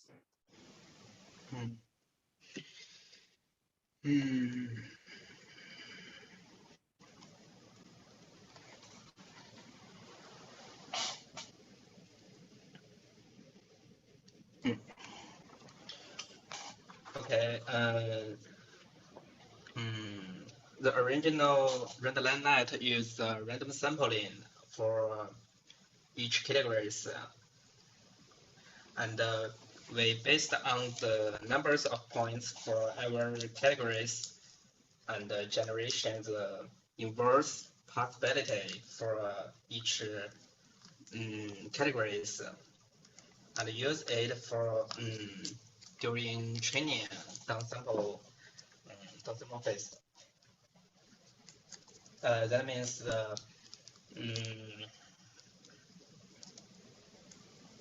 we sample data, point data to training and use predefined possibility distribution. Yeah, and it's not a uniform distribution.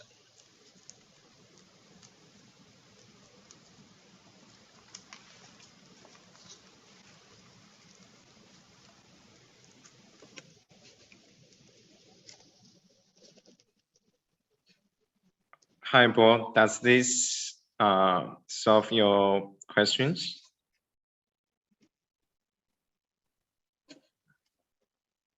Okay. Yeah, and the one question from Nina is that how did you handle the semantic sampling in the test case? So that is to say, for the test set, you don't have the semantic label. So how do you know the probability? We do not use any special method for it. It's just same as the original GandLinet. I mean the final probability. I mean the semantic probability. How do you calculate that for the during inference for the test set? Just for training. You mean the same as training? No, semantic sampling strategy just used for training. And during test or validation, we use the random sampling. You mean during inference, you directly use? Okay, so you mean the semantic sampling is only used for training? Yeah. Okay, got it. Okay, and another question is that, so maybe you have submit several results.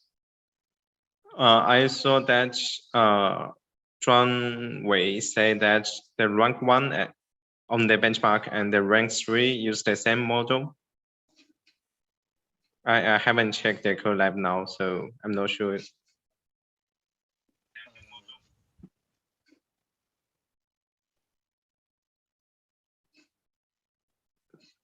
This one. So this is the final test results, and which is also the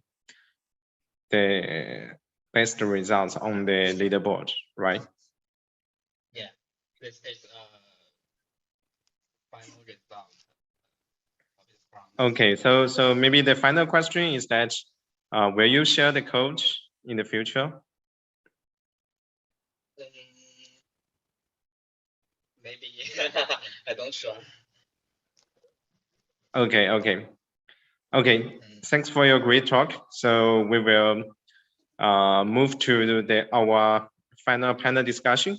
So Paul and Ronnie, so can you please host for this?